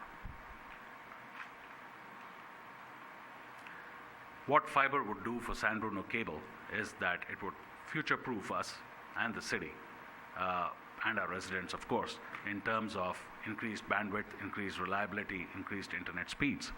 And we would start out at being able to offer it 1 gigabit service and, of course, higher from that point on. Our enterprise itself would change its nature in that we would become internet-focused, and we would use the internet as the provisioning tool for data, video, and phone services. With a new look and feel on the TV guide, our users, of course, would have much easier time navigating their way through the different offerings. And our goal, of course, is to have a BYOD situation come into play, which is ultimately people would be able to plug in their devices into the internet connection we provide, and they would, in effect, bring their own device to the party. The TV channels that we would like to offer would be tailored to the specific preferences of the citizens of San Bruno through the application of certain tools that we have coming into play in the near future.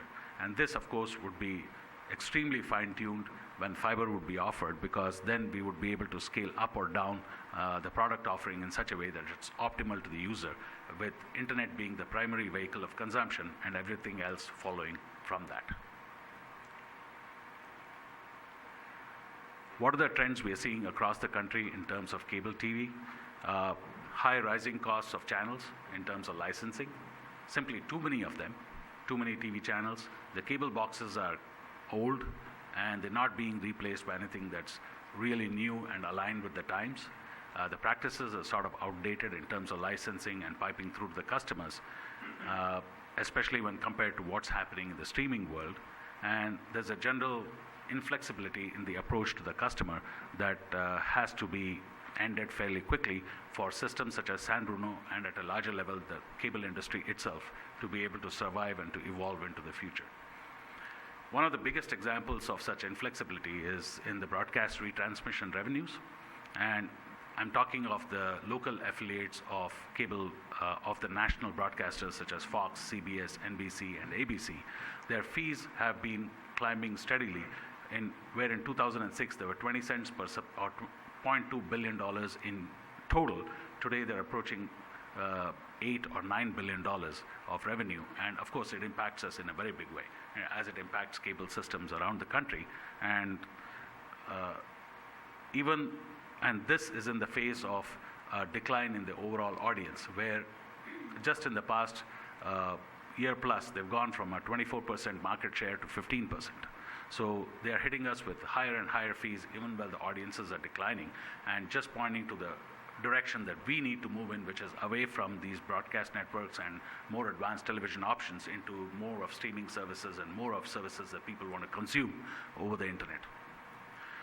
With that in view, we have available to us a range of streaming TV partners that we are actively considering to include in our lineup, especially in an environment which is all fiber. And these would include some of the following.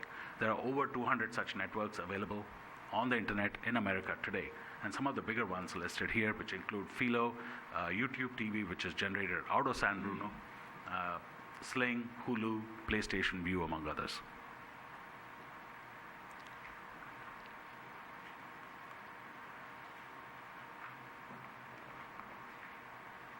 What we have here is a cost comparison. The big point to note in this slide is that this is in a no contract scenario. San Bruno Cable does not require a contract of any of our subscribers for any of our services. Everybody else does. Therefore, what they do is they use these contracts and a low cost package to get people locked in for a period of time, with the expectation and hope that going forward, once the contract expires, people will continue paying into their network or their system, and therefore help them achieve a decent overall lifetime value for that particular subscriber. We do not expect that. We provide a reasonable service because we are a not-for-profit, and our aim is to balance our budget and deal with our financial obligations in the most reasonable way, that it does not impact our customers in a negative manner. What we have here is that we have compared AT&T with no contract, AT&T Internet combined with DirecTV without a contract, and of course our own San Bruno Cable current pricing without a contract, as well as a new proposed pricing without a contract. Of course, it's a TBD on the new pricing in our offering, but we hope to have that packaging somewhere in the $75 to $100 range, which combines 1 gig internet along with local television channels. We believe that we come out looking pretty good in a rate card kind of scenario, even at the current time, and we will come out looking really good against even their most competitive package pricing going forward, because of the offering, the product, and the kind of channel packaging we're going to be proposing to the marketplace.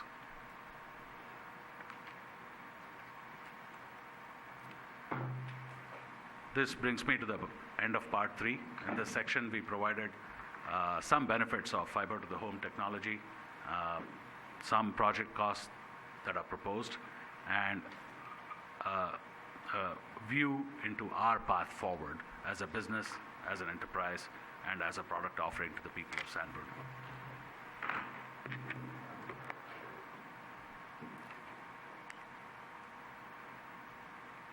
What we look for at the conclusion of this presentation is feedback from the council, and our view with obtaining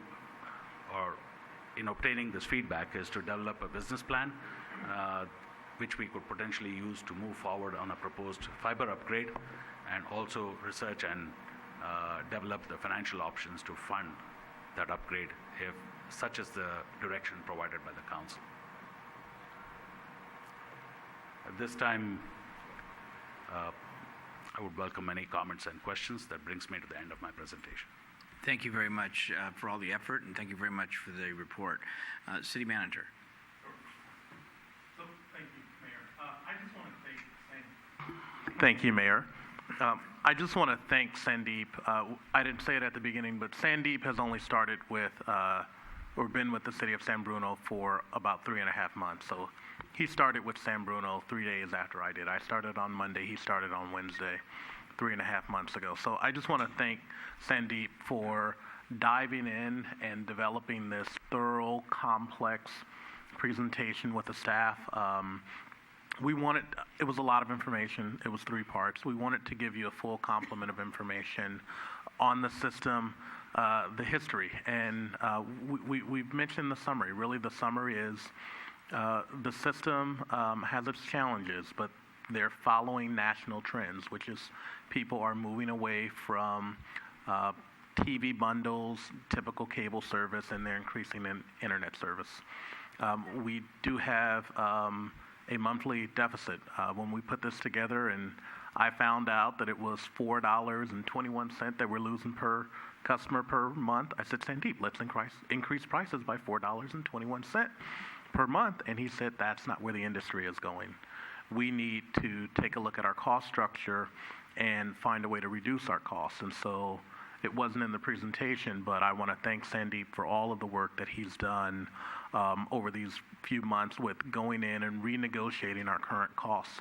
And with the deals that we have on the table, we believe that we will be successful in erasing that $4.21 monthly deficit just by simply renegotiating the costs with the various subscribers and channels that we have.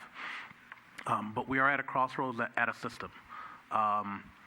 If we are to continue this enterprise and continue to provide services, we have a decision to make. And we're not asking council to make that decision tonight. But the way the industry is going and the market is going is moving away from cable TV and moving to internet, and moving to providing high-speed internet and consuming TV through the internet, through video, through streaming video. And so we provided this very complex presentation to give a lot of information, ask for feedback on next steps. And our proposal for next steps is to go and develop a complete business plan for the enterprise, knowing that with the prior presentation we had, the general fund is not the answer. The general fund does not have the resources to fund this $13 million expense. And so, we would intend to develop a business plan that would run the enterprise, and with the goal of the enterprise at the end of the day funding the cost of the fiber upgrade. Now, that may take various forms and fashions, but the goal is for it to be a sufficient, a solvent enterprise. Thank you. Thank you. Before I go to council, was there anybody in the audience that wanted to speak on this topic this evening? Mr. Bogus, please. Yes, please.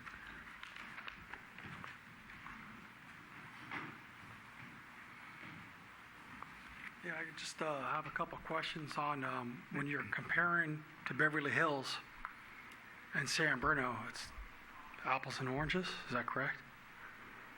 Go and ask your questions, and then we'll ask staff. Yeah, and how do you sustain going forward when you're in the red?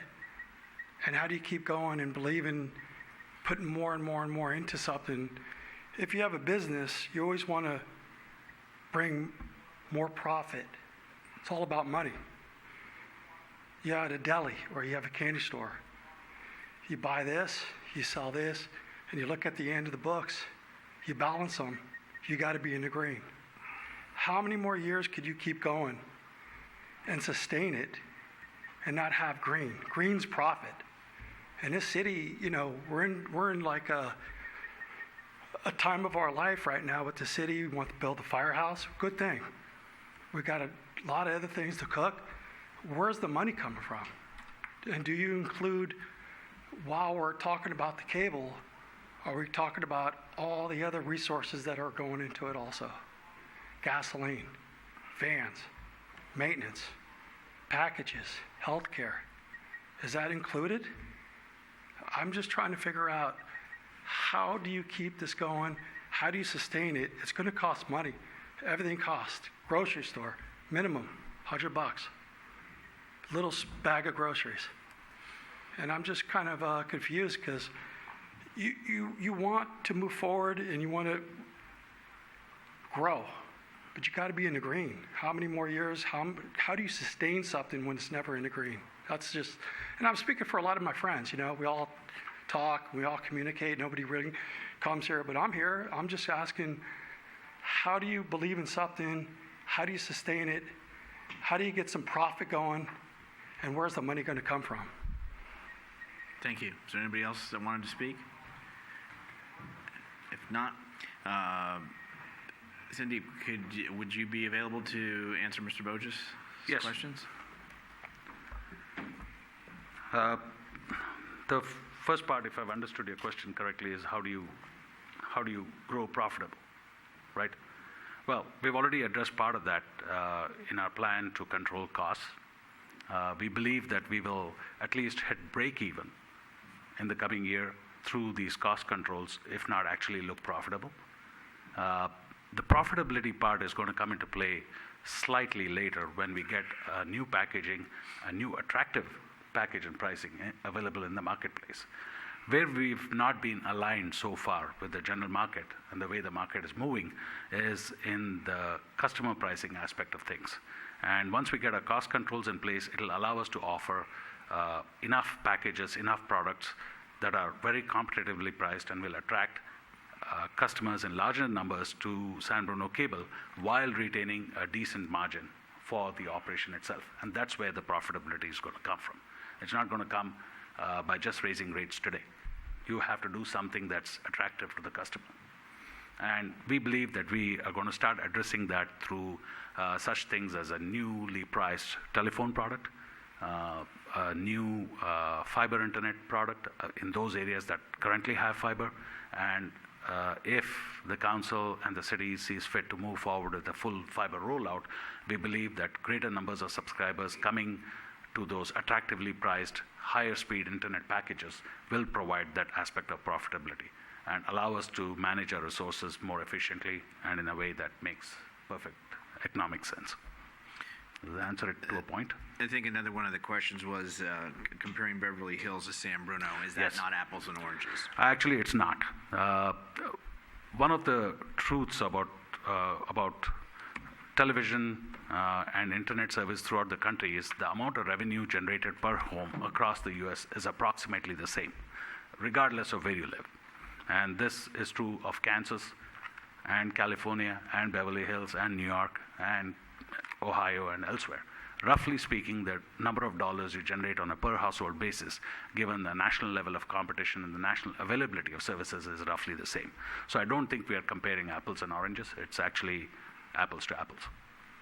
And I think just the final thing was, as far as the costs of sustaining it with the health and welfare, the benefits, are all that inclusive in balancing and Yes. forward? All these are included within the budget of the cable enterprise and also within the expense portion of the cable enterprise itself.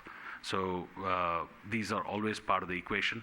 And in one of the earlier slides in my presentation, I did include the ways in which cable earns and invests money. And this aspect was included there under salaries, general, and administrative expenses. Thank you. Now to council. Questions? Or comments?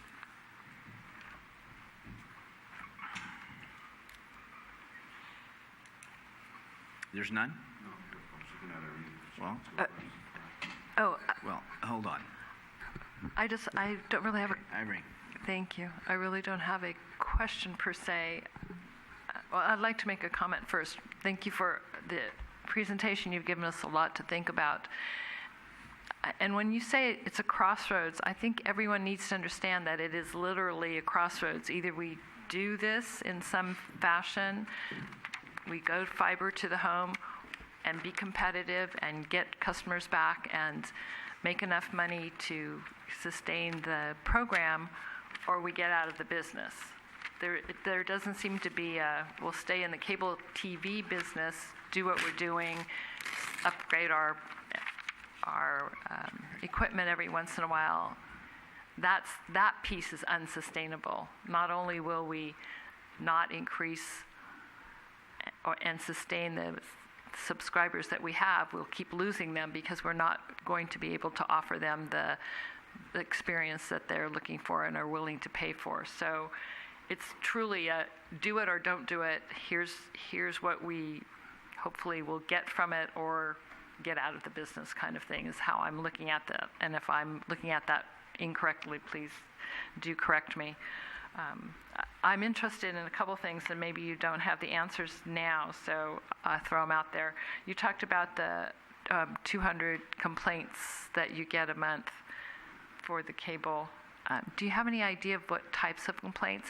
And are they always complaints? Because I know my mother calls every once in a while, and she has not a complaint about the cable, but she doesn't know how to do something, or something happens and somebody comes out and explains it to her or fixes it. And so are you lumping all service calls into the complaint part, or is it separate? The correct description for that is service calls. It's really not a complaint per se. Yeah, and these are calls that involve a truck roll, that we have to roll a truck for, where a technician goes out and helps people, whether it's really a problem with their equipment or whether they feel it's a problem with their equipment. Okay, so maybe that should be, if you're going to use this slides again, and maybe we should link it from the city, it gives a bad impression to say they're complaints, that they're service calls. And also, you've done a great job talking about how you're marketing what we're doing now to the subscribers that we have, that you're going to change the guide and do those things.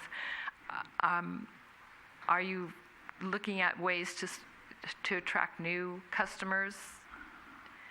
I mean, we send out things in the utility bills, or we do different things like that, but are you looking at a different marketing strategy? Yes, definitely.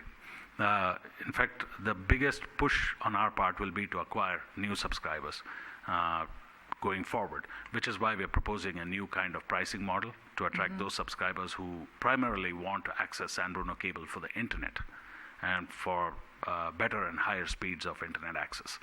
That is part one. The second part is we also want to be including some aspect of a skinny bundle in that, and this is to attract a new type of subscriber perhaps who already has access to some kind of streaming video package to which they subscribe. It could be Netflix, it could be Hulu, it could be anything, and they use our service as a means of access or a point of access to access those services. We certainly aim to continue providing the same level of service and functionality to our current existing subscriber base as long as they want it. And going forward, we do not plan to phase this out anytime soon. Having said that, our emphasis is on getting new subscribers. Okay, thank you very much. You're welcome. Other members of the council? Mr. Medina. Thank you. Marty. And thank you. We've been waiting, and we have a plan, or we're looking forward to develop this detailed business plan that will answer a lot of the questions on how we're going to be able to continue providing this service and cover our costs. That's kind of what your business plan is going to do. It's going to have a marketing plan. Yes. It's going to have a schedule. That's where I'm kind of interested in is what's the schedule for this? How long do you think?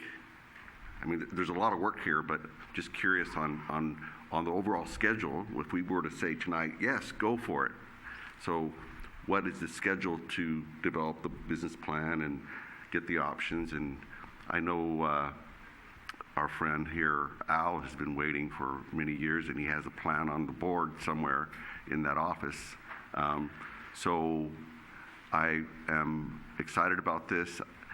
Getting that business plan, I mean, it's going to show us how it's really going to work. We have to be competitive. We were told earlier by a previous consultant, we either upgrade or we're done. We just can't bleed out with our subscribers leaving. So we have 17% of coverage in fiber. You know, hopefully we'll get a good plan and a good marketing effort, and we'll be able to do this. So I'm really encouraged by it, and I wanted to thank everybody involved in this presentation for their work. Thank you. Thank you. Laura, Michael, do you have any comments or questions? Or Michael? I have a few questions. Sure. Thank you. So, for starters, thank you. This was it was a very good report, very comprehensive, addressed a lot of the things that have been kicked around for, frankly, quite a few years, so that you were able to come in a few months and aggregate all this. It's very impressive, so thank you for that. One question I had was regarding the rollout of fiber, and $12 million cost to roll it out to every home in San Bruno, yet our penetration is around 50%, national average is around 50%. Probably we couldn't expect to get much better than around 50%. Could we find segments and not roll out to every home, but find areas, maybe select neighborhoods, regions, something, where, or are we not allowed to do that because we're a municipal cable company? Well, we would not like to do that. We would like to roll out to every home so that we have the possibility of attracting as many subscribers as possible to the system itself. This is from a commercial perspective. But in addition, talking to Al Johnson's plan developed at the pole level for the rollout itself, across the 2,600 poles that we have access to across the city, we have a 7-phase plan, so we could certainly roll out in phases, as opposed to doing everything in one go, because that's how it would happen anyway. Even if the council were to green light the project tomorrow morning, we would not be able to do it without doing it in phases. It would have to happen in phased rollouts.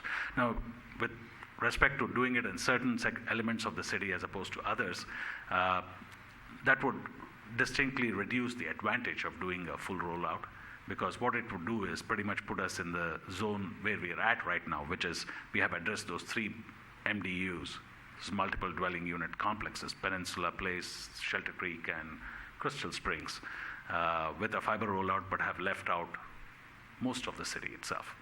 So it kind of reduces our potential penetration. Now, to address your point about whether we're going to grow above the national average, our current performance is at 68% in the MDUs. There's no reason to expect a very substantial discount to that number across the city, because regardless of what our competitors offer, they, for the most part, do not offer true fiber to the home, which is what we are proposing to do, which is have fiber going right into the home, have the ability to deliver super fast internet speeds at a price point that's difficult to match by competition. And given that kind of a product offering, I don't think there's any reason why we should expect less than a 60 or 65% penetration across the board. I disagree with that personally, because I think there are some distinct advantages to these areas that we've done. I think that they're unique, and they're not representative of the broader city or the demographic or anything else. But we can debate that at another time. Can you talk a little bit more about the streaming partnerships? I know a lot of these services are available to us over the internet now. How would a partnership work between San Bruno Cable and these companies? For all our licensing partnerships or television programming deals, we work through an umbrella organization called the National Cable Television Cooperative, NCTC, and we've worked with them over the years. They have gone and struck deals on behalf of all their member operators with a large number of these streaming players. They have yet to conclude a deal with Sling. I believe they're close, and they've yet to do anything with YouTube TV. But they do have deals in place with Fubo, with Philo, and all the others. The net result of these deals is we get what is called an MFN, a Most Favored Nations clause, working in our benefit, in the sense we get the best possible rate available in the market. And what the rate is some kind of a revenue discount to us. So we work to integrate these people in terms of API integrations at our backend, and we offer them through our internet offering, such that if somebody were to sign up for, let's say, a Fubo TV through us, we would get a revenue share on the amount the subscriber spends with Fubo, and we would have access to the billing system that Fubo uses to service that subscriber. So our subscriber would in effect get one bill, and the integration would happen at the API level. Okay, great.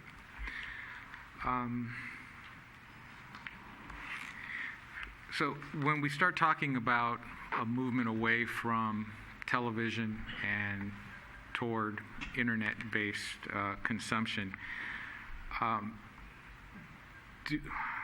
even though it's becoming less and less profitable, if once we start making that move, would a company like Comcast, say, who controls the transmission and the media, have a huge advantage over being able to market what they can provide, meaning that they can come in and say, well, if you like television, come to us.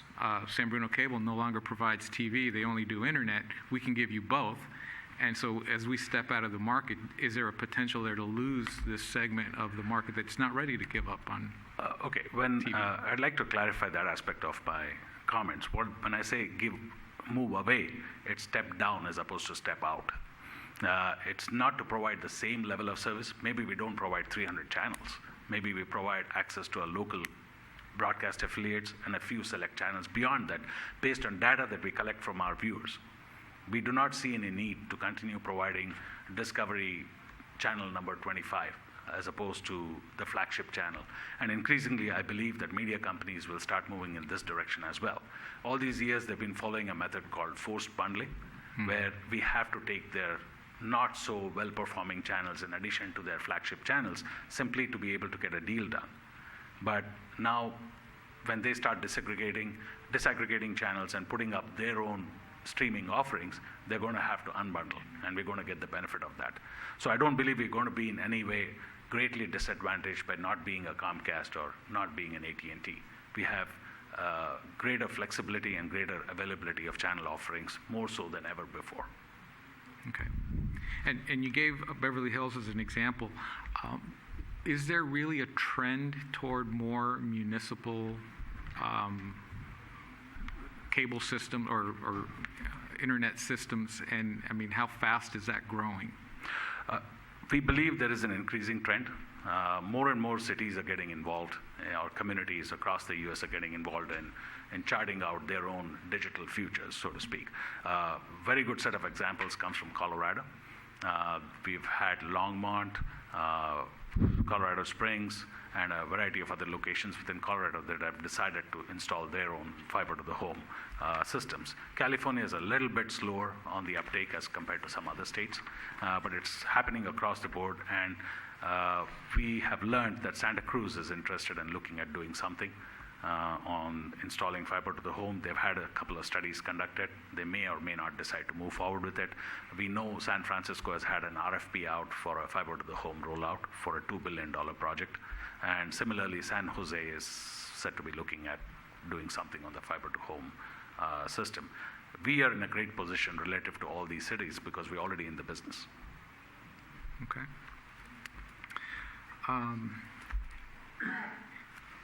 Back to the trend on the, not complaints, what are the? Service requests. So what happened in that period that led to that dramatic dip in the number of calls that we received? We've had something on the lines of a tap replacement program. This is something that Al Johnson and the rest of the tech team have put in place over the last 24 to 36 months.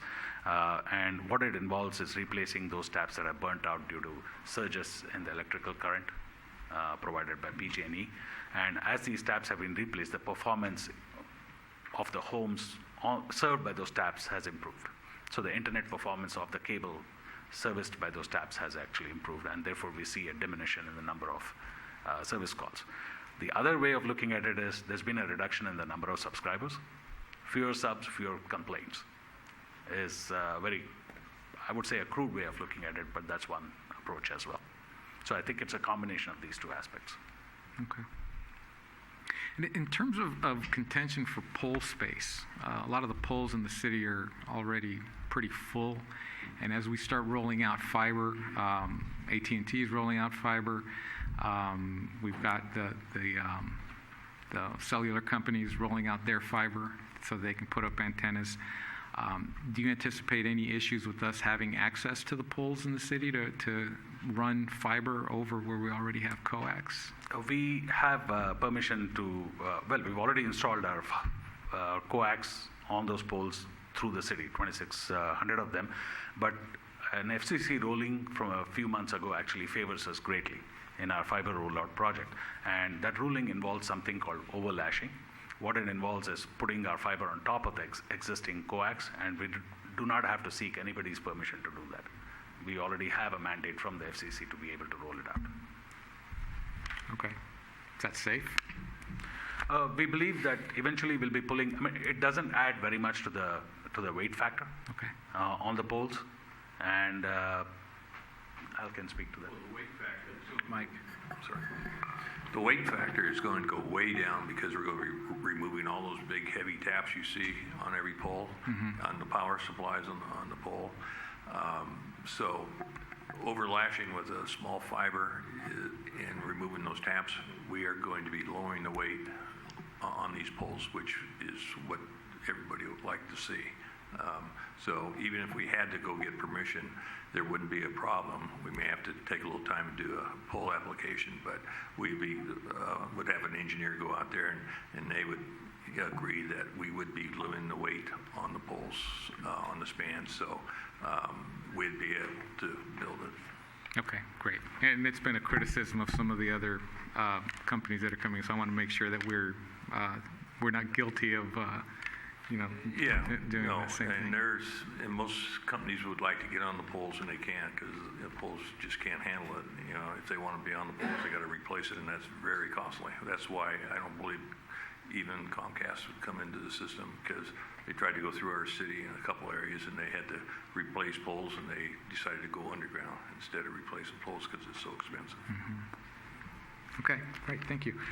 Let's see, I got a few more questions here. In talking about not having the annual contracts as an advantage, clearly it's a benefit to our consumers, but I would think from the business standpoint, having that low barrier to entry and exit could potentially hurt us. I mean, there is a startup cost for us, and our revenue stream is more variable if we don't have some sort of commitment. So why wouldn't we consider having contracts when it's sort of an industry practice to do that? One, it's been to the advantage of the customer, really, for us not to have a contract in place, because that's part of our brief as a city-owned entity to provide a reasonable level of service at a reasonable cost to our end users who ultimately own the system, in a sense. That's one.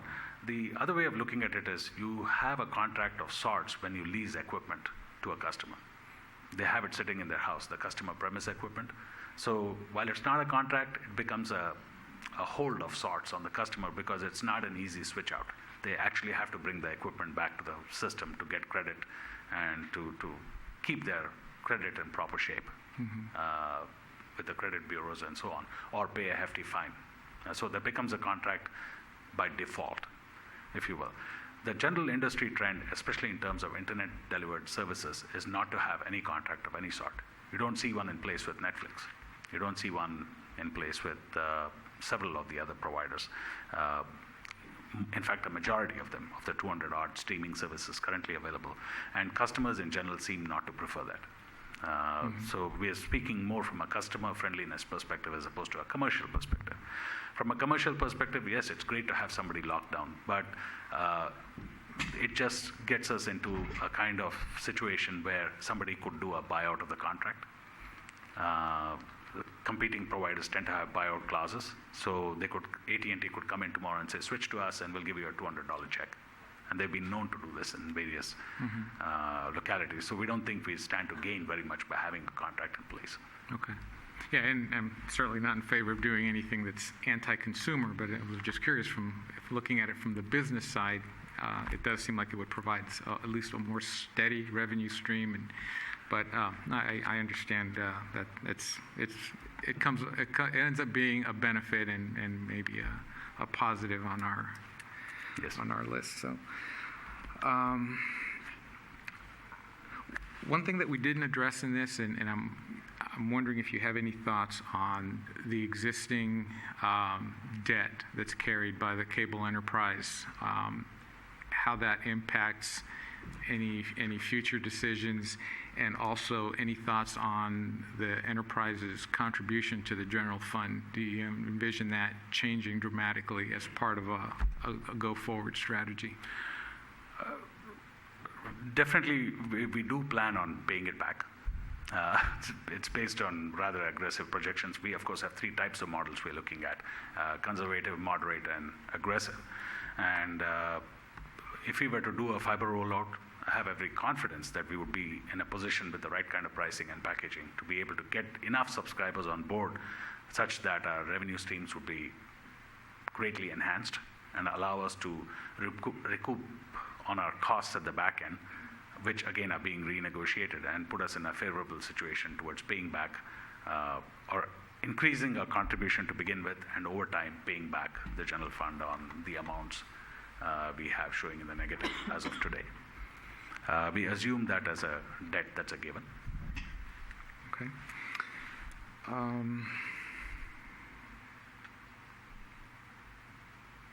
Back to the comparison of how we compare to other cities, or how do we compare to the national trends.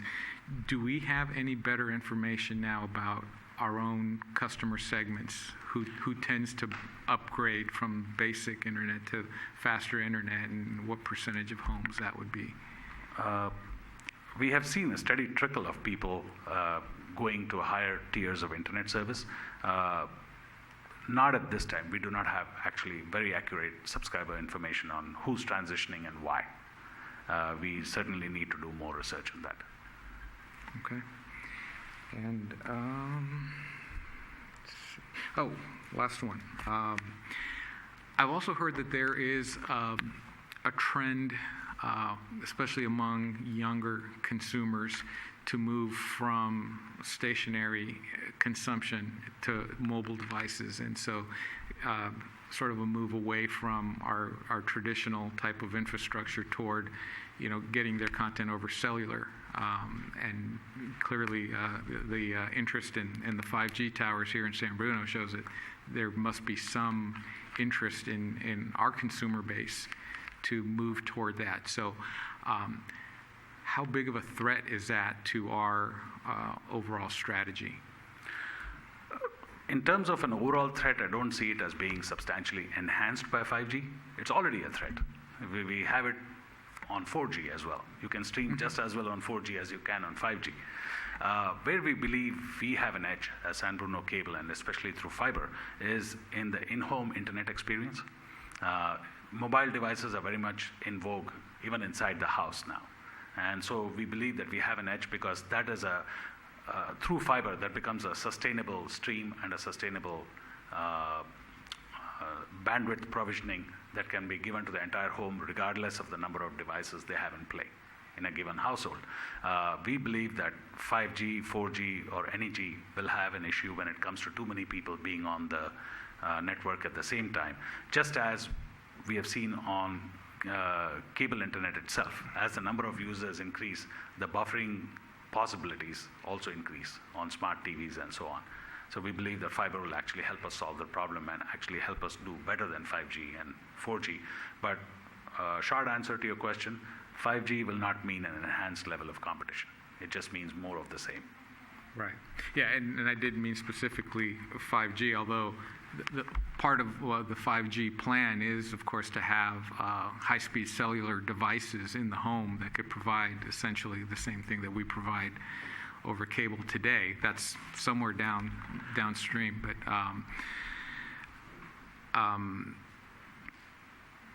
This kind of takes me back to my question on the segmentation, because in the example you provided, where there's a home, 4 or 5 people all competing for the internet, clearly there is an advantage to having a big pipe coming in and everybody sharing it. But as the demographics shift, if we're not talking about the nuclear family, we're talking maybe more individuals. We're building more multi-family dwellings, so we have more, probably 1 or 2 people per dwelling, different type demographic. That's why I think it's really important that we understand what our customer base, or how our customer base is comprised, how it's made up, and what their particular taste might be for these things, just as part, just to justify the cost as we move forward. So.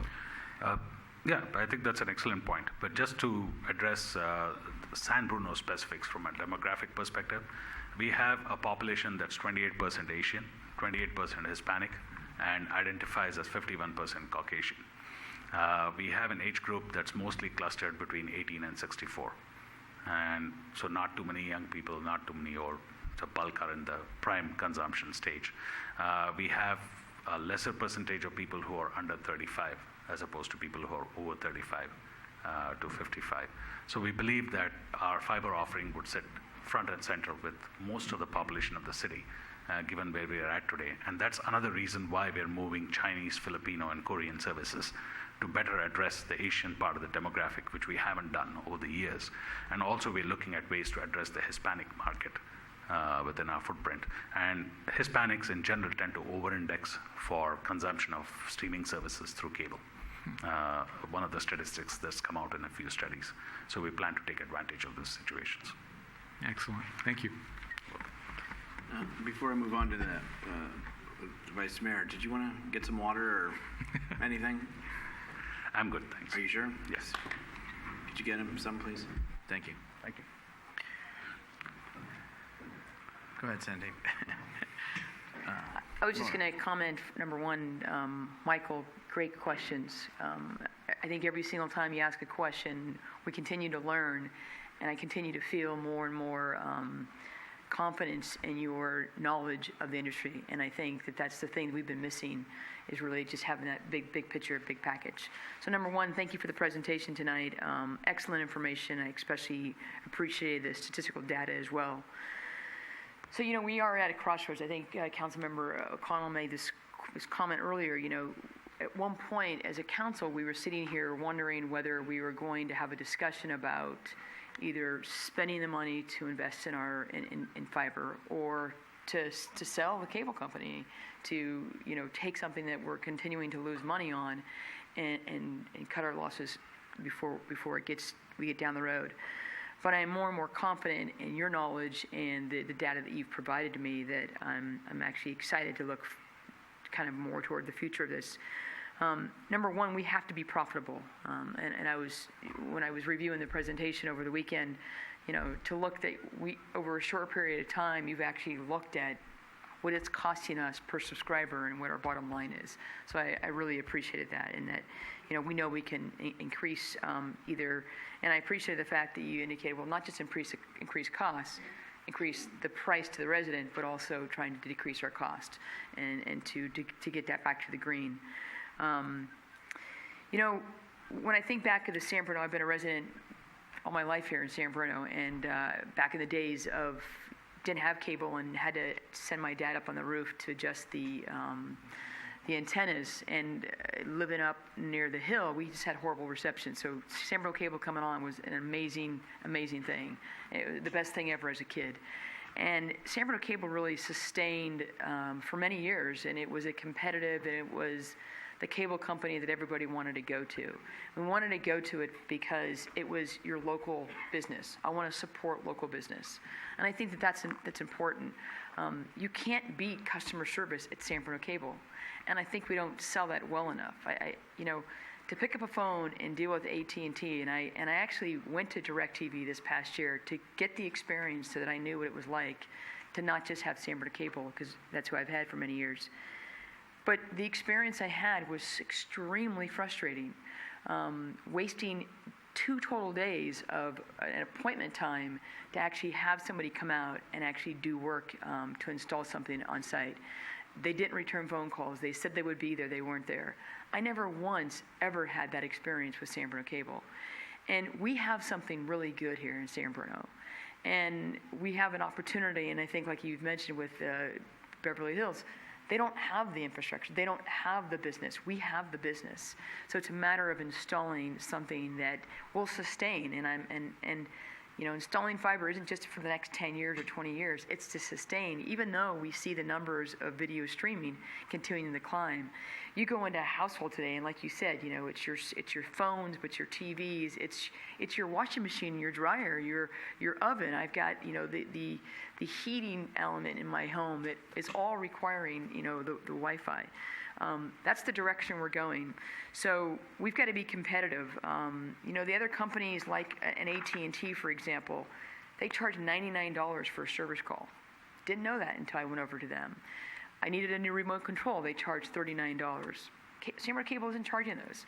I don't know if anybody gets a service call. If I've got a problem, they're coming out there and they provide service, and they're out there within the next day. The service has been quick and efficient.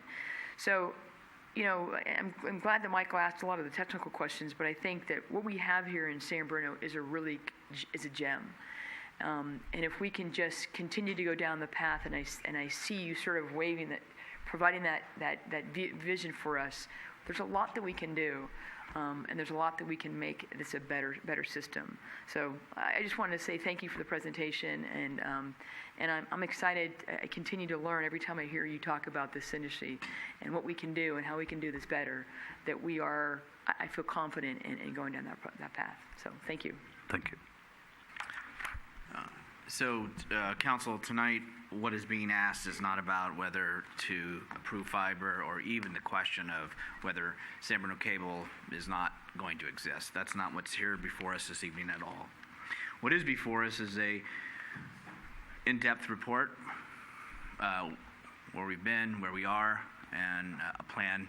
And then what you're asking of us, staff, is the council wanting staff to spend the energy and the time to come back with a business plan to then make a definitive determination on what would be the next steps as far as the funding, as far as all those things that you have to have a plan. And so that is truly what is before us tonight. I thank all my colleagues for their questions. I'm not going to add to them because I think in your short time, you've probably been at that podium more than people have been here for years. So thank you for your diligence. So what I'm going to ask of the council is, Marty, because I heard a definitive in my world that you said, yes, bring back a business plan. Yes. So I'd like to hear from Irene. Oh, absolutely. I've always supported San Bruno Cable. Laura? Yes. Michael? Yes, yeah, definitely. I think without a doubt, we want to see a plan. Thank you. And I think the only thing, just for the those that were here, and then Marty had asked the question, is there, and nobody says that we have to have a definitive answer tonight, but is there some set of a timeline in which to start to see some of that business plan return to us? Yes, I would work with the city manager in coming up with a timeline. Good call. We'll aim for during the first quarter of 2019. But I'll also say that if you have any additional questions, forward them to me. I'll get them to staff of information you think you need or questions you want answered when we come back to you. But we will certainly pick up from where we are. And as Sandeep mentioned, there are a number of models that have already been developed for the business plan. So we will put all those together and develop a hard timeline to get back to you. Okay, thank you. And again, thank you, Cindy, very much. Thank you. Thank you for your time. You're very welcome. Yes, Ryan. So we have a subcommittee on cable. Are they going to take the lead with? I think what we need to do is we've asked staff to come forward with a plan. Let them make the plan and see what they need of us and how they're going to implement it. Okay, but all right, that's fine. I mean, we have already a subcommittee. If they feel that they need that, they will ask. I'm only asking because that's their role is to deal with cable. So I was just making sure that if they were going to get bypassed, that's fine. But if they were going to take because they have meetings, they have additional meetings that the public could be involved in providing comment as well but I don't know. I was asking. And I don't know. That's why I'm not going to put staff on the spot, because I don't know that answer. But we do have a subcommittee and its existence, and if they need them, they have the easy way to reach out. But let them, now that they've got our direction, let them come back to us, and we'll give our faith in the staff to set a plan on how they want to tackle this. Okay, let's move on to council members, comments from council members.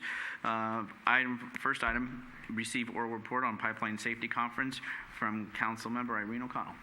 Thank you. I will be brief, and I was extremely, it was as soon as I get started, I'll be brief. I went to the Pipeline Safety Conference in New Orleans in October.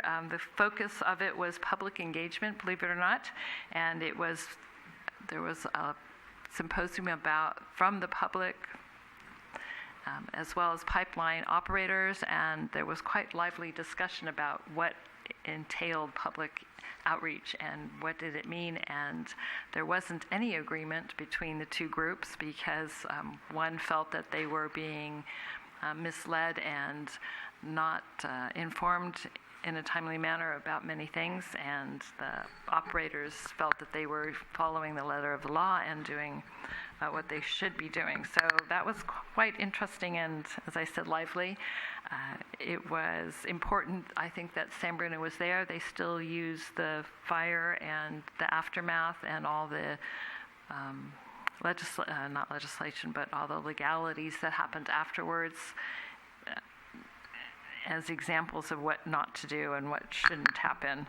I also went to the League of California Cities annual conference and went to workshops that include improving civic engagement in diverse communities and tackling the homeless crisis, pathways to housing, and rebuilding lives. So those were two of the topics that were covered, and I've shared a lot of information with our city manager, and I'll share some more with him. Thank you, Irene, for attending. You're welcome. Any other comments from council members? No? Sir. Marty? Actually, it's two. Hopefully everybody had a great Thanksgiving, and we got plenty of things to be thankful for. And I also wanted to specifically thank our residents who voted for Measure X to support our schools and to rebuild our schools. There's no way you can have a great city without great schools, in my opinion. So thank you all who supported it. And that's it. Thank you. Laura? I actually just want to make a comment that I attended an event that was hosted by Jackie Spear, and they talked, it was about housing, and we had a few commissioners from San Bruno as well that were there. But the statistic that I thought was very interesting, that there were 68,000 new jobs in the last 5 years in San Mateo County, but only 28 new homes were built.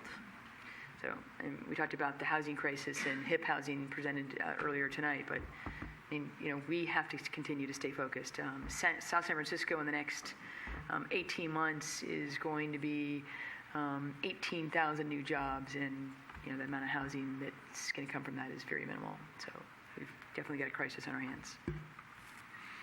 Okay, I'm going to go ahead, and with nothing else, we're going to go ahead and adjourn. The next regular City Council meeting will be held on December the 11th, 2018 at 7 o'clock here at the Senior Center. Everybody enjoy the rest of the week.